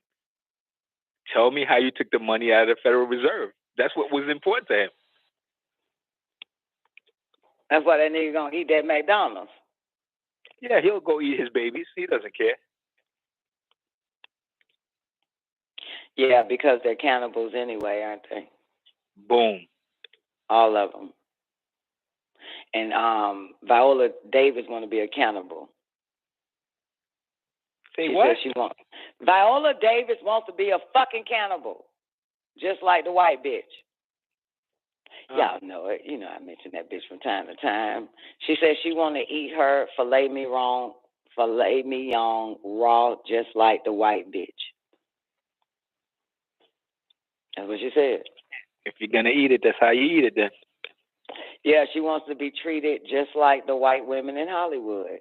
And she said, they get their filet mignon raw. I want you to give me a raw ass filet mignon. I want to eat that shit the way she eats it. That's what she said. I ain't gonna never forget that shit. Yeah, she want to be treated equal to the white woman in Hollywood.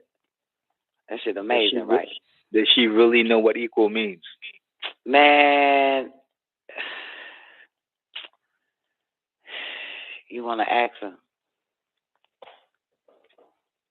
Nah, man, this bitch, man, I told you, man, goddamn, the red nation can't rise no higher than this woman. Didn't I say that? And therein lies the problem. And I say that bitch want to be equal to a dog. Eat flesh raw. She want to be treated fairly. You know what I'm saying? And you know what I'm going to say, right, Miss Jackie?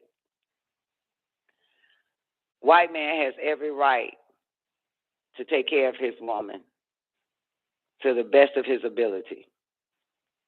That's right racism, period.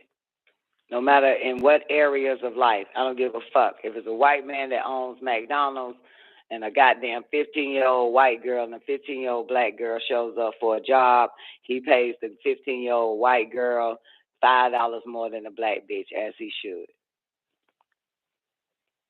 Because that's your kind. That's your kind. That's right. I love me some That's your kind. I have no problem with that shit. That's the way it goes. Meanwhile, you got Black Hollywood.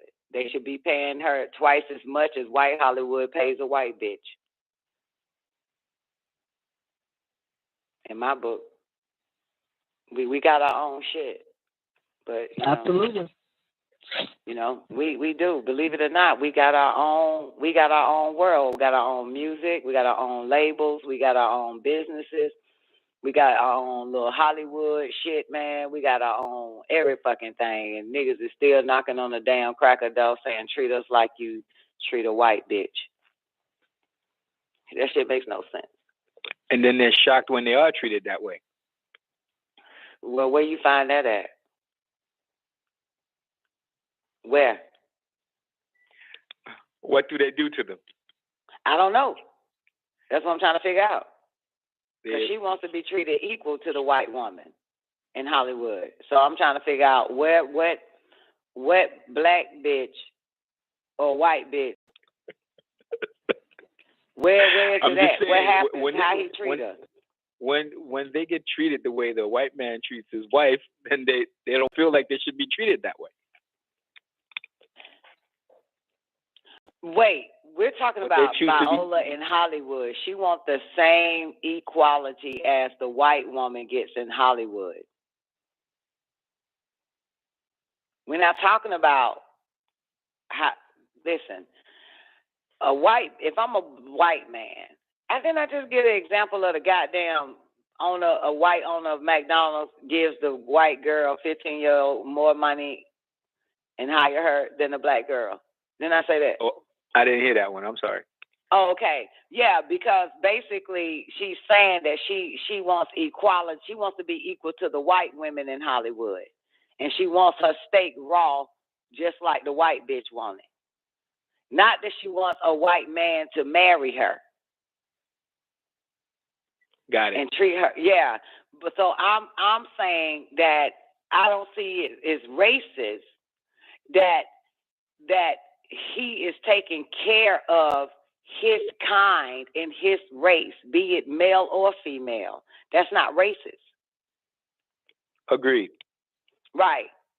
She should be taking her ass to Black Hollywood, to the black motherfuckers behind cameras, to the black directors, to the black casting agency, to the black motherfuckers who writes the check. And she needs to take her ass there. You know what I'm saying? But to say Hollywood is not treating Negroes fairly, that's not true. You know what I'm saying? I got to take care of my race first. So the budget for your ass is less than what I care for my race.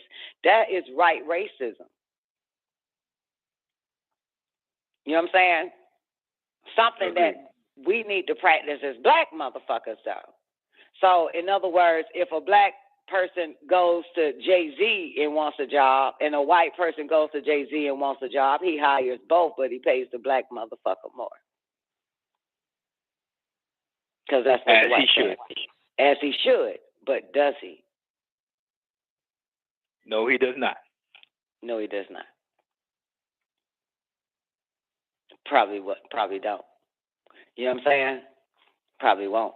Probably don't. Probably would never.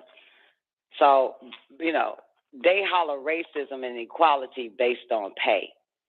But if the white man is running everything, then you still have to practice right racism and take care of your kind, no matter what. You know what I'm saying? Your kind first. You know what I'm saying? And then they got the nerve to make up a word called white privilege. White privilege and what? They are practicing right racism. You know what I'm saying? It's just blacks are not practicing right racism. It's not a privilege being white. It's just a privilege that the fact that the people that is in position happens to be white, and I just so happen to be white, so yeah, I'm going to get the shit. That's not racism. That's them making sure that each one help each other up, right? No matter what it is. But because Mr. Whitey done mind fuck these niggas who got the goddamn money, they can't show no love more to their own kind. You know what I'm saying? Whether it's in economics, you know what I'm saying? Well, no matter what it is, education and all that type of shit, they can't do it. You know what I'm saying? They can't do it. So you got all these, and remember now with Oprah Winfrey and Monique and Mariah Carey was not even this bitch wasn't even really on the fucking movie Precious. This bitch played a goddamn fucking caseworker in welfare for like 4 fucking minutes and was paid more than goddamn Monique, and that's Black Hollywood. And that's something. She was paid more than Monique. Not only she was paid more than Monique, she was also Monique.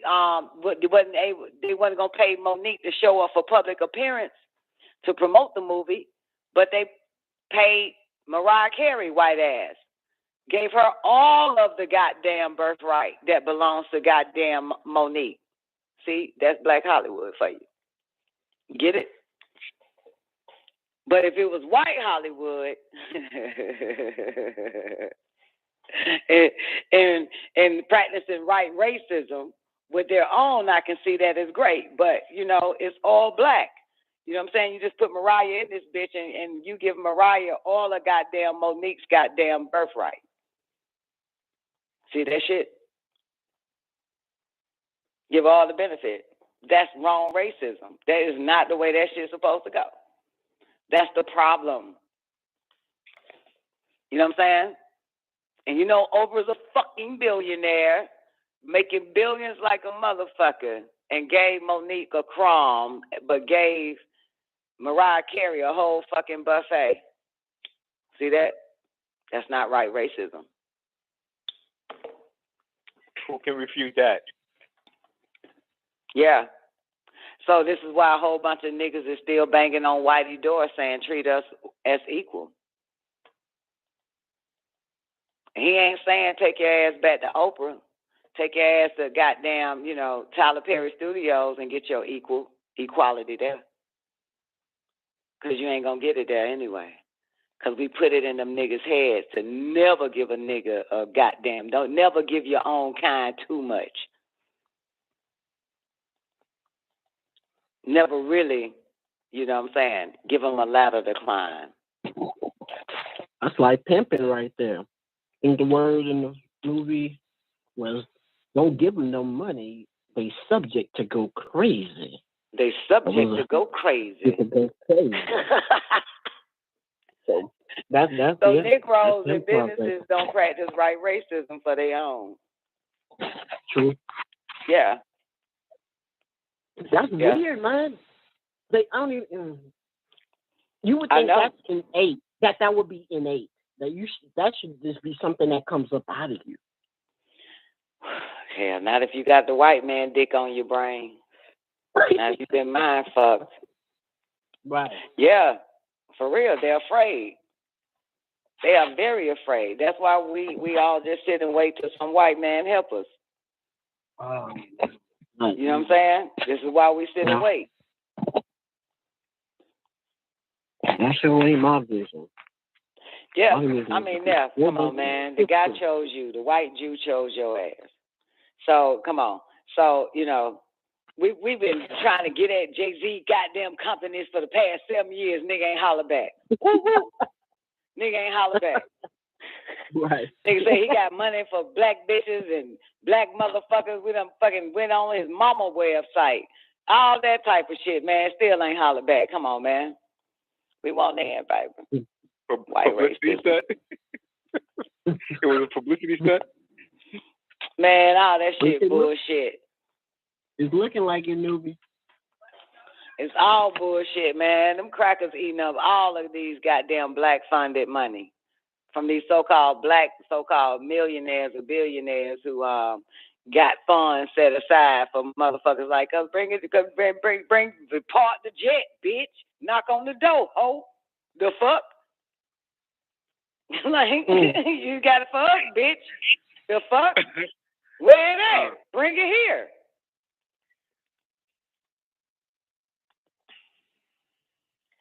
No, I'm talking about. But if you walk into Chase, goddamn, right now and say, where that goddamn black fund at, they say, ma'am, come to go to that office right there. Where the black money at? Go to that office right there. You said something right there, Don. It's a big fucking difference. Right. You said something right there. Shit.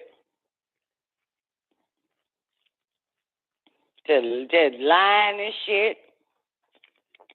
You know what I'm saying? Okay, here's a question for y'all.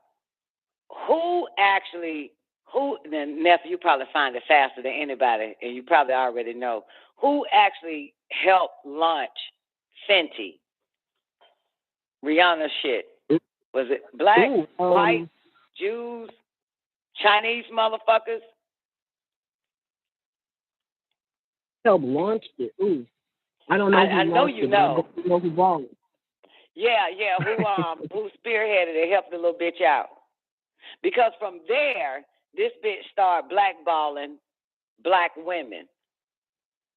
After from her shit. Who came in? Oh yeah, that was the owner. Part of her partners. Who helped her get that shit up? It was the man who is the owner of Victoria's Secret, Louis Vuitton. It's a okay. All right. Think of it right now, but, and we know that entity ain't black though, right? True. Yeah. Okay. So from there, this bitch is blackballing or damn near her own sisters from being in her goddamn Fenty show.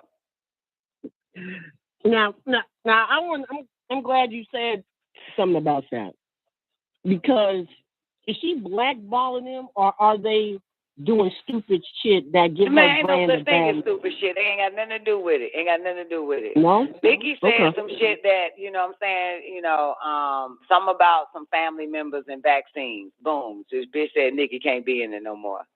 Then another bitch, Matter said something like she don't believe in victimized or some old shit, and then she kicked that bitch out. This is ain't got nothing to do with her little situation. But the point I'm making is that shows you the mentality of a motherfucker. And they did Monique the same way.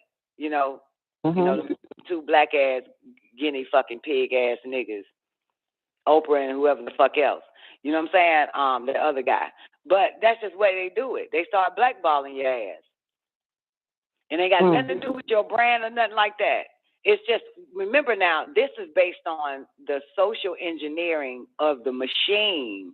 And because these two girls is not with the machine, this bitch got rid of them. The narrative, correct. Absolutely, the narrative. Yeah, see what the fuck happens? Made by the white man. See that? Mm-hmm. Yeah. Yeah. Yeah, by the narrative. Only one I and knew it's of the was social the narrative.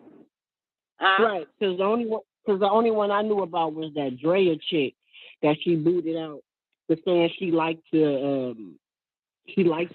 get beat in a relationship. It was some shit like that she said. Like, I forget, it was some weird shit she said. Right. Well, it still ain't got nothing to do with the fact why you that's her freedom of speech. That's her shit. But because Right. she's part of that goddamn sick ass twisted machine and shit. But Nikki came Right. first for the record. Because Nikki just Okay. having her own little conversation with her own little crew. And it's like, you know, something, and it wasn't nothing foul about vaccines or none of that, like shitting on the big ass machine and shit, they mission. Right. You know what I'm saying? And she got rid of her first. But so you can tell the mentality. You know what I'm saying? Because you made by another fucking, you made by another monster, a monster that controls your ass too. Right. So you just lynched two of your own niggas, man, your own kind for this cracker. I got a problem with that shit. Indeed. That's not right racism, baby. That's true. That's true. Oh shit! Zena said all Nicki Minaj said was she was gonna do. She just want to do some more research on it, and then next thing you know, goddamn Rihanna said, "Bitch, you're out." What's wrong with research? Man, that ain't the point, man. Show you the mentality when that cracker make your fucking ass, man. You got the right to crack a whip on your nigga. You get to kick a nigga and crucify the motherfucker, cause it's not a part of the agenda. Scapegoat, yep.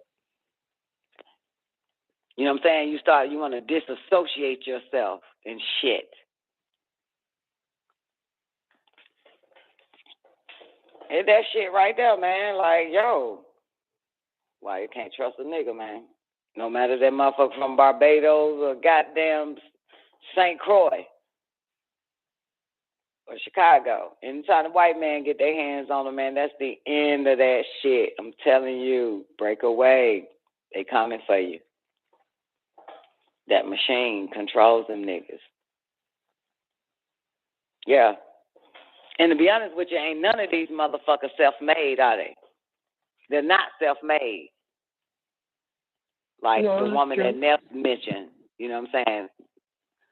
That's a billionaire. That bitch is self-made. Ain't no Oprah. Ain't no white man's dick. Yeah. That's why they act like this. That's why these motherfuckers, which is why they not respected either. But they don't give a fuck. He flipped $500 from a mama in North Carolina to $1 billion company. Yeah. See. Yeah. See, that's a big difference. You say whatever fuck you want to say when you self-made, but when these motherfuckers make your goddamn ass any of your kind that is also, you know, different from your conformity, don't want to conform, you kick them out. You put them out. That's the same shit all them niggas do. Don't want to conform, they kick you out.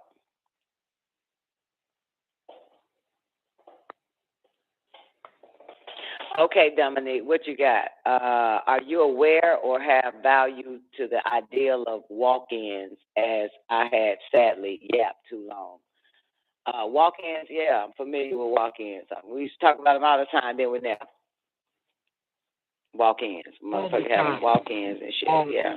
But see, what people don't talk about is, Dominique, is when you have a walk-in, it's because your countenance dropped. So what was the thing that opened you up to actually receive a walk-in? Your countenance drop. Walk-in, your countenance don't have to drop. It can also be high, and another being can take in. At that point, it become an ending body. So if you low, they can get in. If you high, they can get in. I agree. Yeah. Anytime. Yeah. Anytime. It's all based on your thoughts, your vibration. You know what I'm saying? If you think higher thoughts, a higher, an embodied one will come in. Because all of them are disembodied. They just need a body, but it's based on your thought process. You know what I'm saying? So they can get in and use your body as a vehicle. A lot of low frequency, yeah. Which is something, again, that's not, you know what I'm saying, taught. You know what I'm saying? Which is why, you know, things like this should have been taught, even from baby on up to school to all of that shit. But they leave that shit alone and they put you on drugs or lock you the fuck up. one or the other. But you have to be taught to perform your own exorcism. You know what I'm saying? Because once the wrong possession takes place, many more of a stronger character can still take possession of that shit. It gets worse and worse. Never gets better because nobody is performing exorcisms or taught to have to perform their own exorcism and get that shit out. That shit is real. You know what I'm saying? That shit is real. And it's dangerous too, you know, because they could use somebody close to you and get in their bodies if they vibrate real low, like a very sick thought about you. Then they'll come in. This is a perfect, what do you say? What else watching? Oh, Constantine. If you watch Constantine, study that shit. But there's a part when she says, there's a conversation that Keanu Reeves, the android, is having with this chick. And whatever she believed in the Catholic Church was all wrong. But she said, I can't remember what she said, but she was like, that's not true. They're not supposed to, she said they're not allowed to take bodies, to possess bodies. And he said, all they need is a nudge. All they need to give you is a nudge. You know, it's kind of like inviting them in. That nudge could just be a thought, and they can get in your body and take possession. But they also get in other people's bodies to go and to go against you. You know what I'm saying? Just off of a thought. That's why it was so important that when they taught us the love doctrine, Etherian, you know what I'm talking about? The love doctrine. Keep love. Like, you know what I'm saying? If a negative thought comes about you, Etherian, let's say if you're in my life, I have to, how do you call it? Replace it with something positive. Replace it with love so these motherfuckers won't use my body to attack you, to hurt you, to harm you. You know what I'm saying? To sabotage or fuck you up. So you have to counteract that shit. You know what I'm saying? So you have to fight it. You have to replace it. It's psychic self-defense so that you won't cause harm to others, because they'll come in your body, make you do, you know, complete a mission, whether they good or bad, to get the job done. So that's why you have to be surrounded mentally with love, so that jealousy or envy or none of that shit come in, because the moment it do, and the moment you entertain that shit, boom, they take over the body. Next thing you know what I'm saying, is hell breaks out. People got to be aware of that shit, which is one of the reasons why I prefer to be alone. You know what I'm saying? Because I already know, listen, listen, man, I already know that motherfuckers have no psychic self-defense. You know what I'm saying? And it doesn't matter. They can be feeling great, and next thing you know, boom, a thought, boom, they entertain it, boom, boom, walk in, took over. And they coming at you. I know I'm very important. I know I'm very special. You know what I'm saying? I know, which is why I have to stay on my guard. You know what I'm saying? Against humans, against human beings. Because they going to come at me. You know what I'm saying? They going to come at me, and I won't let them. I ain't that stupid. You know what I'm saying? So they use them. You know what I'm saying? Y'all know the body is nothing but a vehicle for a disembodied spirit to get in. You know what I'm saying? And that's all based on what you entertain mentally. It's all based on what one entertain mentally, man. That shit, that's dangerous. If you don't know you that goddamn special, man, I understand that shit, but that shit dangerous. Because some shit get in their ass, motherfucker, man, it's like, what the fuck? A lot of us have seen it, and then people come at you when you, I hear you say, that's why I don't fuck with people, period. I really don't. Yeah, it's scary, right? Especially because they don't know how to counteract that shit. They don't know why they do what they do. They have no fucking idea. Because it's a walk-in. They don't know what the fuck. And then it stays there. It never leaves. It's a motherfucker, man. Absolutely. And that's what I do know about majority of people is that shit that was in you, if you've ever seen any resemblance of it, it still sits within, because most of them know how to get rid of it. It sits within, it's covered, it's, you know what I'm saying, they got some shit on top of it. And the same way our past is like right here sitting in our lap. It stays, it doesn't go. You know what I'm saying? It doesn't go. No matter if you suck it in, pick it up and swallow it, it knows it can still get in. That's why it never leaves. It never leaves. It stays. So yeah, it still lingers. It's a motherfucker, man. That's why humans scare me. Humans. I can talk to a demon alone in a room and would be safe. But if a human walks in this motherfucker, that demon gonna jump in that fucking human, and now I'm not safe. Man, old switcheroo. You know what I'm saying? Like, if that motherfucking Azazel get in a body, nigga, that's it. It's over. Like, what the fuck? We were cool, just me and you. But now you don't use these fucking humans, man. Are you fucking kidding me? Yeah. So yeah, that shit dangerous. Like, I mean, I love having conversations with all types of disembodied motherfuckers around me, but the moment that a body come in this bitch, they jumping in that motherfucker, because there's not really enough a human with a pure heart. That's why it's so easy to get inside their ass. Very true. And they can't counteract these thoughts. You know what I'm saying? They have no truth to dispel them from coming into their bodies. That's the only problem I have is with fucking humans. It's not the spirits. It's not the ghosts. It's not the gases. It's the fucking humans that breathe it in. That's what scares me. Because, you know, police can show up, all types of shit. That could be the end of me. You know what I'm saying? Like, you know, then they jump in the police, man, and I'm the innocent one. It's like, yo, these fucking humans. It's humans. I got to keep them away. You know, that shit, they're dangerous. They ain't fucking special. That's why. I know I'm special. I done seen walk-ins. Y'all, I know y'all can't, goddamn it, because I'm the one. Because you can't walk into my motherfucking body, but you can walk into everybody's around me and shit. I'm the one. So, you know, I heard Dr. York say this shit. He said, man, they use everybody around you because they can't get to you, so they get into someone around you. They use that. That shit there, like, yo, you start watching that shit, you see it. You know what I'm saying? Because that's strong. Because for me, it would only be my children. That's strong.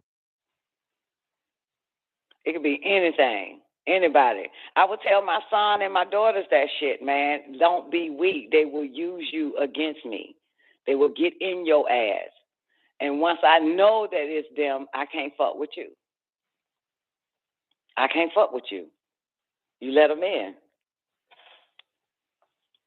There's nothing I can do. Nothing I can do, man. I do not play that possession shit of the wrong fucking spirit, man. I hate that shit. I hate that shit. I can't stand it. Can't stand it. That's why you got to keep it pure.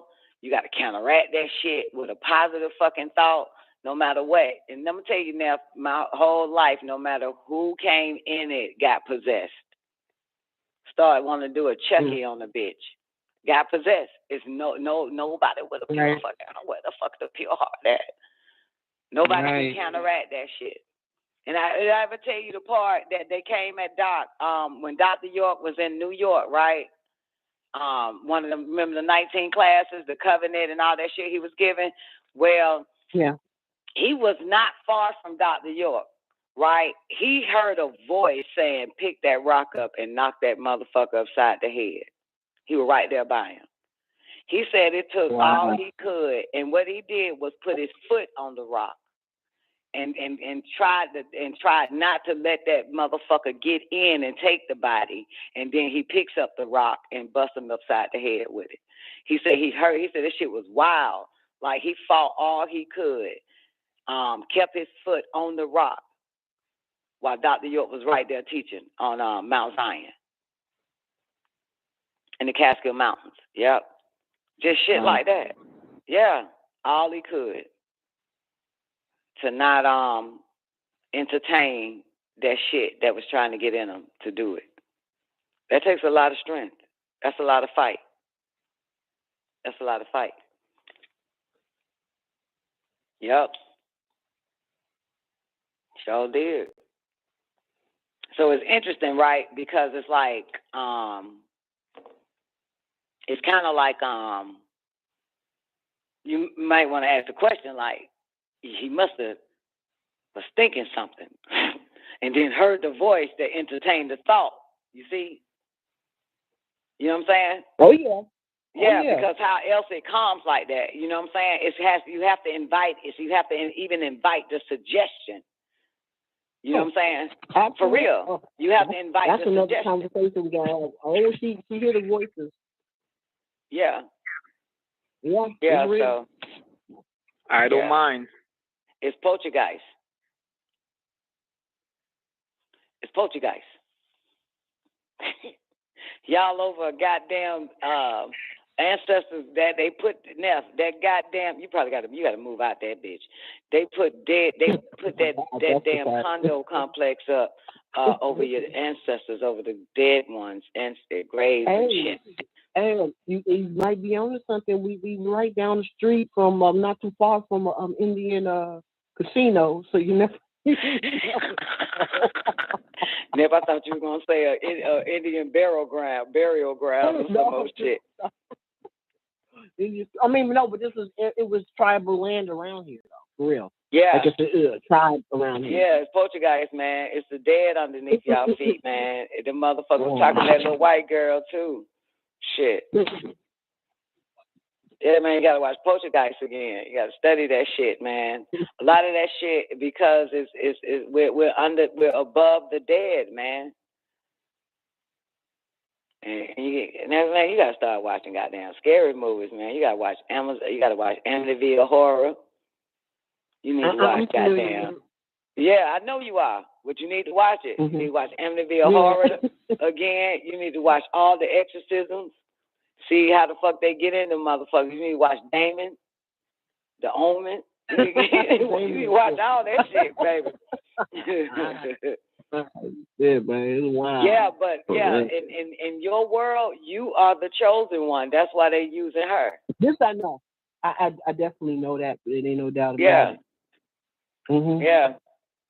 My sister knew. That's why she used to call me the golden child. She knew. I know. They all know. I know. Yeah, they all know. That's true. Yeah. And that nigga Dr. York confirmed that shit, though. That nigga said, man, they can't get to you. He said, when they can't get to your ass, they use your children, your husband, your wife, your mama, your father, your best friend. Everybody, if one person starts ginning, that's how you know you're the one. Yeah, you getting too close. Getting too fucking close. Almost there. All hell breaks loose. Always happens. You know what I'm saying? Just remember these words. I am only witnessing, watching, and observing. Man,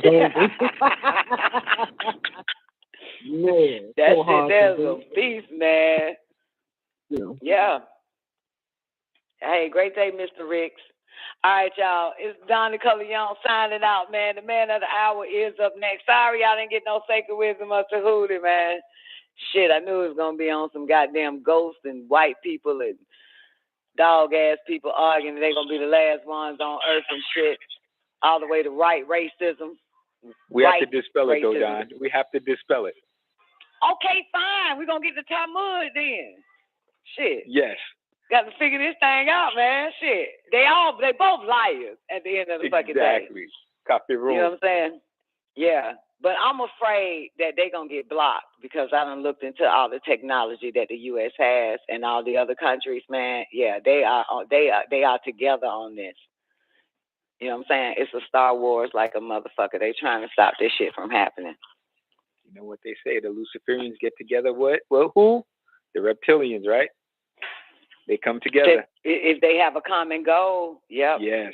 Yep, they have a What's common happening? goal. Have a common goal. And this is one thing the Jews and the crackers agree on. We have to annihilate the black race first. Isn't it the Satanists and the Luciferians? The Satanists and the Luciferians. Yeah, mind control and energies. Yep. So, shit, man. This shit here. All right, man. I love y'all, man. Y'all have an awarding day. Man of the Hour's up next. Peace.